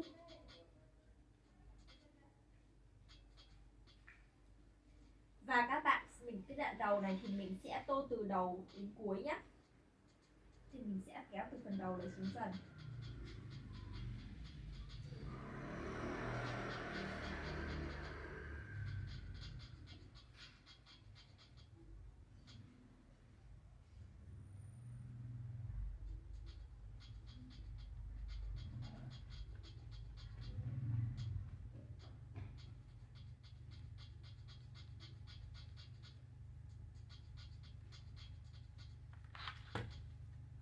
Mình đã tô xong 2 quả táo rồi nha. Bây giờ mình sẽ chuyển sang bước cuối cùng, đó là tô phần lá cây.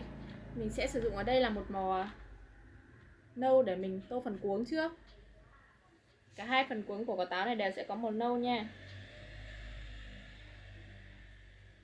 Chỗ này nó hơi hẹp một chút nên là các bạn nhớ chú ý tô màu, không để bị lem ra ngoài.